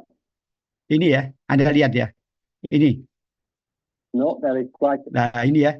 Ini yang udim. Kelihatan enggak ini? Ini yang bengkak, ini yang enggak bengkak, ya. Jadi ini yang dikasih pelarut, ini yang dikasih ini tadi apa namanya? Carrageenan 0,05 mililiter 1%, ya. Kelihatan enggak ini? Halo? Kelihatan, Prof.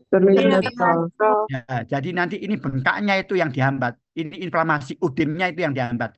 Kalau obat-obat itu bisa menghambat udim, maka obat itu punya khasiat anti-inflamasi.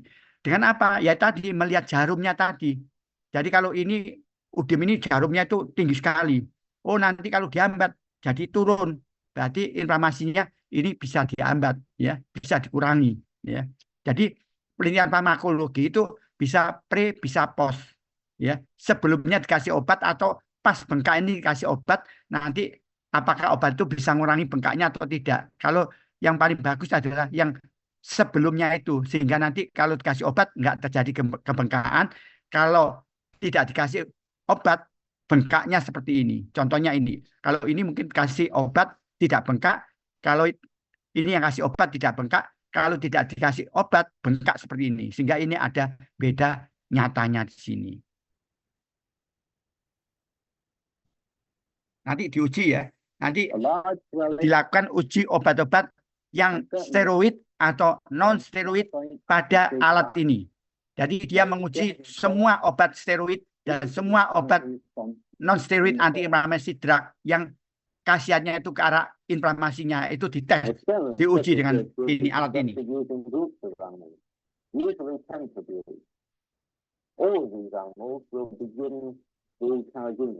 Ini marai filmnya itu enggak itu ini ya, suaranya enggak itu jelas.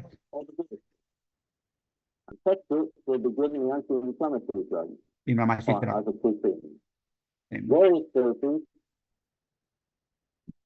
Ini mungkin dia ngomong nanti dia akan melakukan tes obat-obat non-steroid obat steroid anti-inflamasi drug. They may be Mana yang paling kuat? psychotropic to Ya. slow the time. Lah ini ya, ini Here are the obat-obatnya. drugs. Jadi ini diuji ya. Jadi ini obat-obat mungkin ini kalau di sini nggak begitu kelihatan ya. Ini adalah obat-obat yang kerjanya itu NSAID ya. Ini adalah yang paling kuat adalah indomethacin. Walaupun tulisannya itu nggak jelas ya, ini kontrolnya ya. Ini adalah kontrolnya ya. Jadi yang lemah ini. Jadi kalau dikasih obat, kalau nggak dikasih obat, udemnya itu tinggi sekali ya. Ini seiring dengan waktunya, ini waktunya ya. Ini dosisnya, ini waktunya salah. Ini udemnya ya. Ini udemnya, ini waktunya. Ini waktu, ini udem. Jadi semakin lama udem. Nanti kalau sudah itu akan turun lagi. Ya ini indomethacin. Indomethacin ini efek anti-inflamasinya adalah yang paling kuat. Yang ini adalah phenylbutazone, nggak salah. Yang ini adalah yang aspirin. Aspirin lemah. Ini aspirin. Ya, saya katakan tadi. Aspirin punya 3 efek. Ya, kalsium salisilat. Ya. Jadi 3 efek, tapi efeknya lemah. Ya, kalau indomethacin itu hampir sama dengan Postan. Ya, Postan itu asam memperlama juga kuat. Diclofenac juga kuat. Ini hampir sama. Tapi indomethacin ini jarang digunakan karena ini adalah iritasi lambungnya itu kuat sekali. Dia kuat sekali mengiritasi lambung. Kuat sekali menghambat COX-1-nya ini. Sehingga prostaglandin di lambung itu tidak terbentuk, akibatnya gampang sekali terjadi luka pada lambung.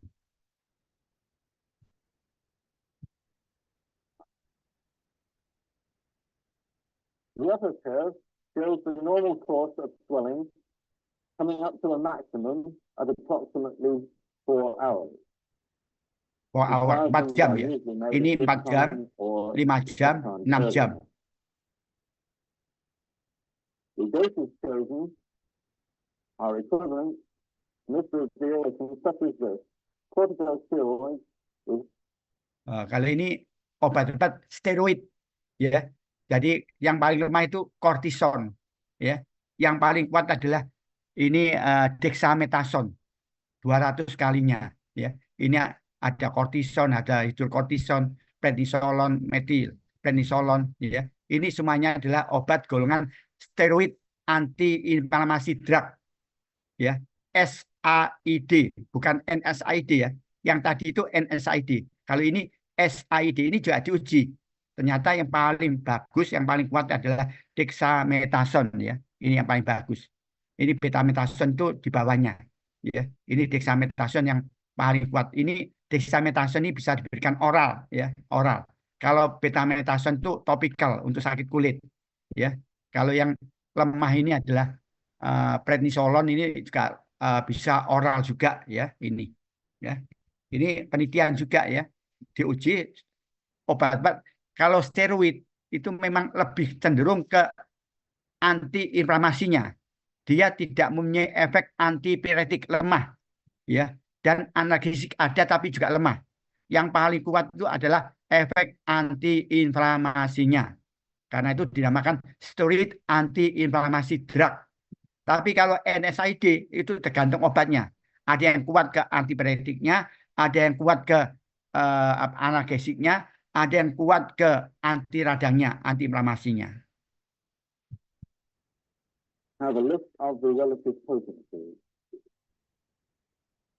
So, as having a value of 1 pound, prednisolone, for example, have a small and particularly shows the non-steroid agent. Nah ini, kalau ini yang NSAID, yang kuat NSAID itu untuk antiinflamasinya adalah indomethacin. Ini ketoprofen, itu di bawahnya. Tapi diclofenac juga kuat. Ini kita lihat, diclofenac ini mungkin nggak digunakan di sini ya, nggak diuji coba. Phenylbutazone ya lumayan ya.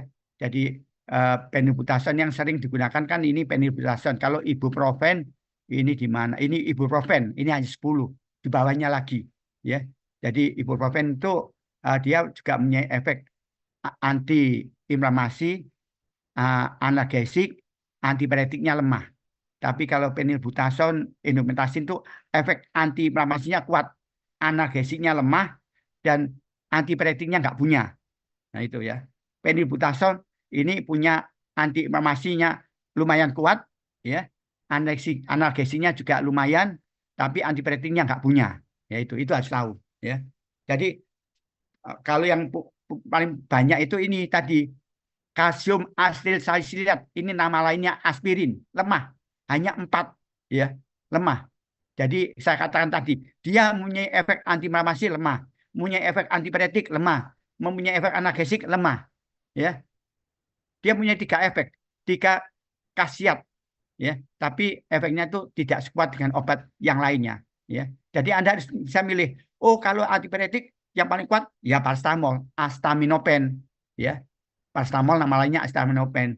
Oh, kalau analgesik yang paling kuat ya Anda pilih misalnya diclofenac, ya. Itu yang paling kuat, ya.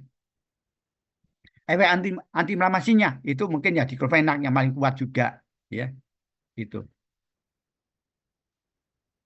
In this list, one of the earliest known a major breakthrough in the development of such compounds was favorable side effects. Ibuprofen. Ini tadi diuji, ya. Ini tadi diuji dengan alat tadi, ya. Baik yang steroid, non steroid diuji, terus di ranking, diurutkan mana yang paling kuat, mana yang paling lemah. Itu diuji dengan alat plethysmometer, dilihat anti radangnya, ya. Jadi alat ini khusus untuk menguji anti radang. Kalau analgesik ya tadi, ya, antipiretik kita dicantumkan. Itu misalnya pakai vaksin untuk menginduksi untuk meningkatkan suhu tubuh, itu umumnya pakai vaksin Kotipa atau vaksin yang lain, pertusis, ya.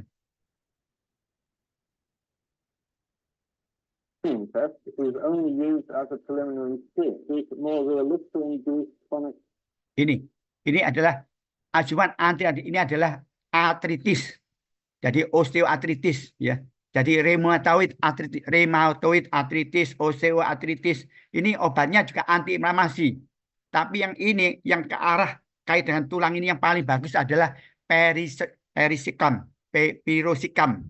Pirosikam yang paling bagus, ya. Ini. Jadi Anda harus bisa milih ya nantinya itu. Ini ujinya itu disuntik dengan perak nitrat. Nanti ada caranya. Kalau nanti Anda tertarik untuk menguji efek anti-artritis, itu tikus disuntik lah ini. Iya, disuntik intraartikular. Ini intraartikular disuntikkan ke sini, intraartikular dibikin bengkak kakinya. Dibikin artritis, osteoartritis. Ini disuntik intraartikular. Ada caranya itu, ya. Gimana caranya? Ya nanti kita ajari ya, bisa juga, ya. Jadi pas di artikularnya itu, ya, intraartikular, ya. Jadi nanti bisa terjadi osteoartritis, ya. Ini bahannya itu kalau nggak salah itu pakai perak nitrat, ya, AgNO3, ini nggak salah, ya. Untuk menginduksi ini, ya, pakai perak nitrat. The material injected causes excessive activity of the immune system. The result is inflammation affecting the injected foot, chronic inflammation. But these effects ini ya. are chronic and take 3 to. Ini ya, jadi kayak gini ya, bengkaknya ya. Ini bengkak ini. Ini tadi ya. Ini nggak salah suntik perak nitrat, ya. Coba nanti kita lihat. These effects are chronic and take 3 to 5 weeks to come on.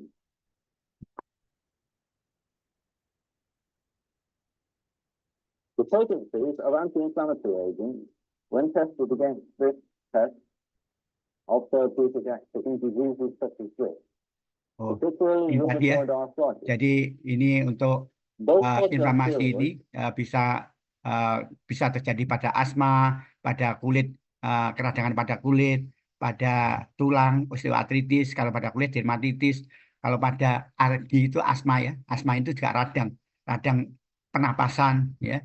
Kalau ini rheumatoid arthritis. And the non-steroidal agents are against eczema, arthritis effects. However, do not forget that all anti-inflammatory agents. Ini efek sampingnya. Saya katakan tadi, Kenapa kok terjadi ulkus pada lambung? Ya tadi, karena prostaglandinnya dihambat. Terutama obat-obat yang menghambat COX-1. COX-1 itu di lambung. Kalau COX-1 dihambat, prostaglandinnya juga tidak terbentuk. Akibatnya pompa. Jadi pertukaran antara H dan K, H-nya itu dari sel paretal itu keluar. Sehingga H-nya akan berikan dengan Cl. Karena prostaglandin nggak ada. Ya, itu pembuka pompa proton pumpnya, ya, namanya nanti ada di sel paretal. Jadi kalau Anda belajar di lambung, itu ada sel paretal. Ya, itu ada reseptor-reseptor prostaglandin, ada reseptor histamin, ada reseptor, banyak reseptornya. Jadi obat-obat kerjanya di situ. Nah, nanti ada obat yang mirip dengan prostaglandin. Misalnya misoprostol. Itu analog prostaglandin. Itu digunakan untuk ulkus peptikum, gastritis ulcera. Ini bisa digunakan obat yang mirip dengan prostaglandin. Namanya misoprostol. Ya, itu kerjanya tadi. Jadi dia mempengaruhi pompanya tadi, proton pump. Sehingga menutup. Kalau prostaglandin ada, menutup. Kalau prostaglandinnya nggak ada, membuka. Hanya keluar. Ya, ini ada pertukaran H dan K. K-nya masuk. H yang dari sel paretal keluar. Yang keluar ini akan berikatan dengan Cl, terbentuk HCl. HCl yang meningkat ini yang bisa melukai pada lambung ini. Ya, ini. Dan juga kemungkinan bisa menunda proses penyembuhan, bisa menurunkan resistensi untuk infeksi. Ya.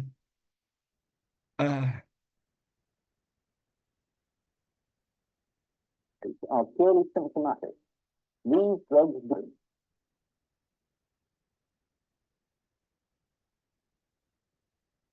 Ini sudah ya. Jadi itu bentuk praktikum-praktikumnya. Kalau kita punya alat sebetulnya ya enak ya. Jadi nggak melihat ini, Anda bisa melakukan secara langsung.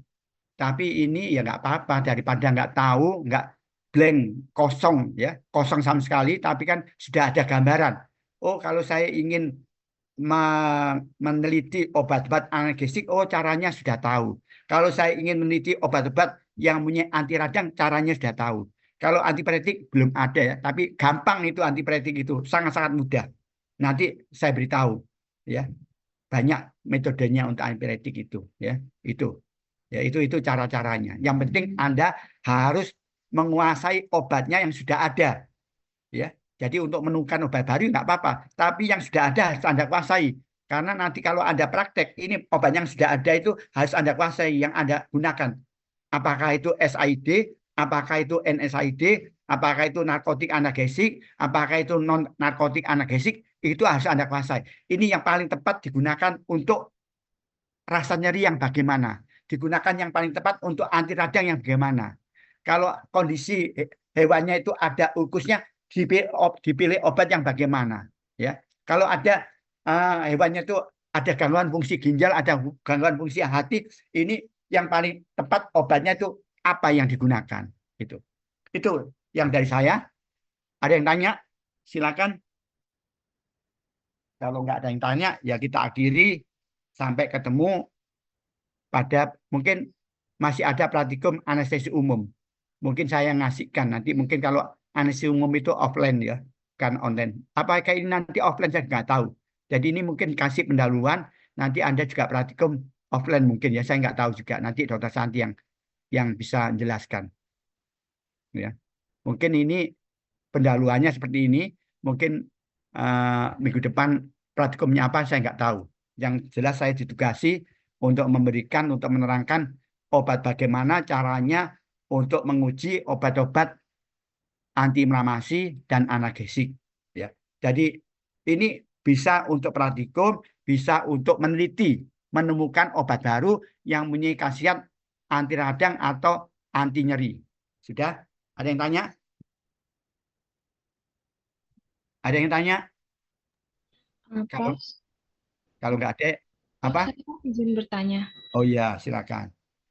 Semisal ada hewan ini butuh penanganan, maksudnya dia ingin radangnya tuh cepat sembuh. Nah, terus mau dikasih endometasin. kan dia efek antiinflamasinya paling kuat, tapi kan dia punya efek samping iritasi lambungnya kuat sekali. Nah, gimana kalau sebelum dikasih obat indometasin, itu hewannya dikasih obat untuk mengatasi iritasi lambung tersebut?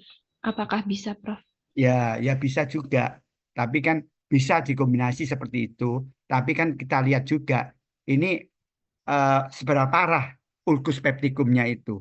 Ya, jadi kalau nanti kasih obat anti lambungnya tadi, ini kerjanya yang singkat, nggak lama, sehingga nanti begitu habis ini indometasin ini kuat sekali, sehingga nanti tetap merusak lambungnya itu. Ya, jadi lebih baik ya memang lebih bagus. Mungkin ada juga obat-obat yang dikombinasi seperti itu. Dikombinasi seperti itu. Jadi untuk mengatasi supaya lambungnya nggak kena, maka di antimahnya itu diberikan. Apakah itu pakai omeprazol, apakah itu pakai simetidin, ranitidin, itu bisa juga, ya bisa juga.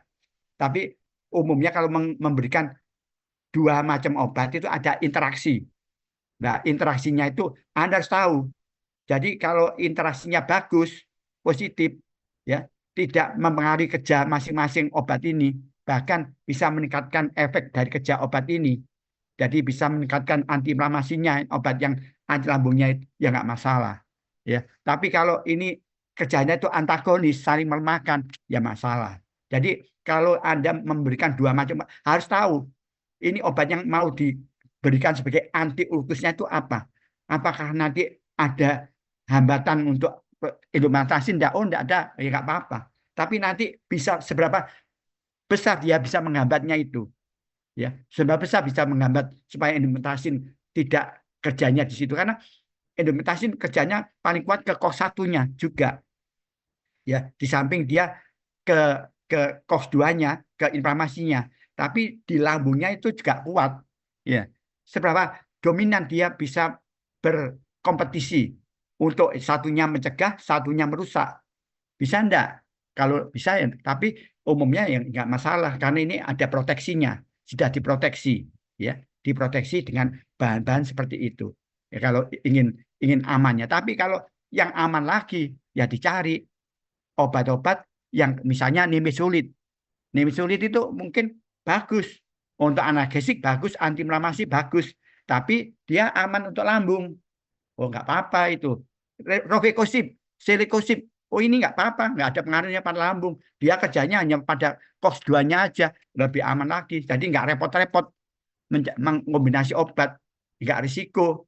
Apakah nanti ada antagonis atau nanti terjadi apa interaksinya.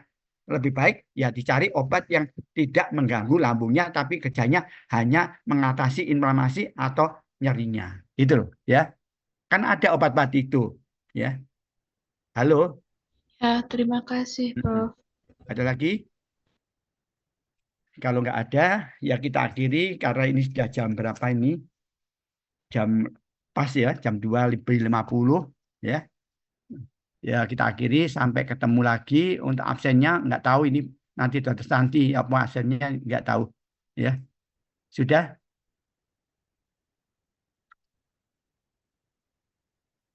Sudah, nggak ada yang tanya ya. Kita akhiri ya. Bisa kita live ya. Bisa kita karena sudah sore ya. Selamat istirahat. Sampai ketemu lagi. Wassalamualaikum warahmatullahi wabarakatuh.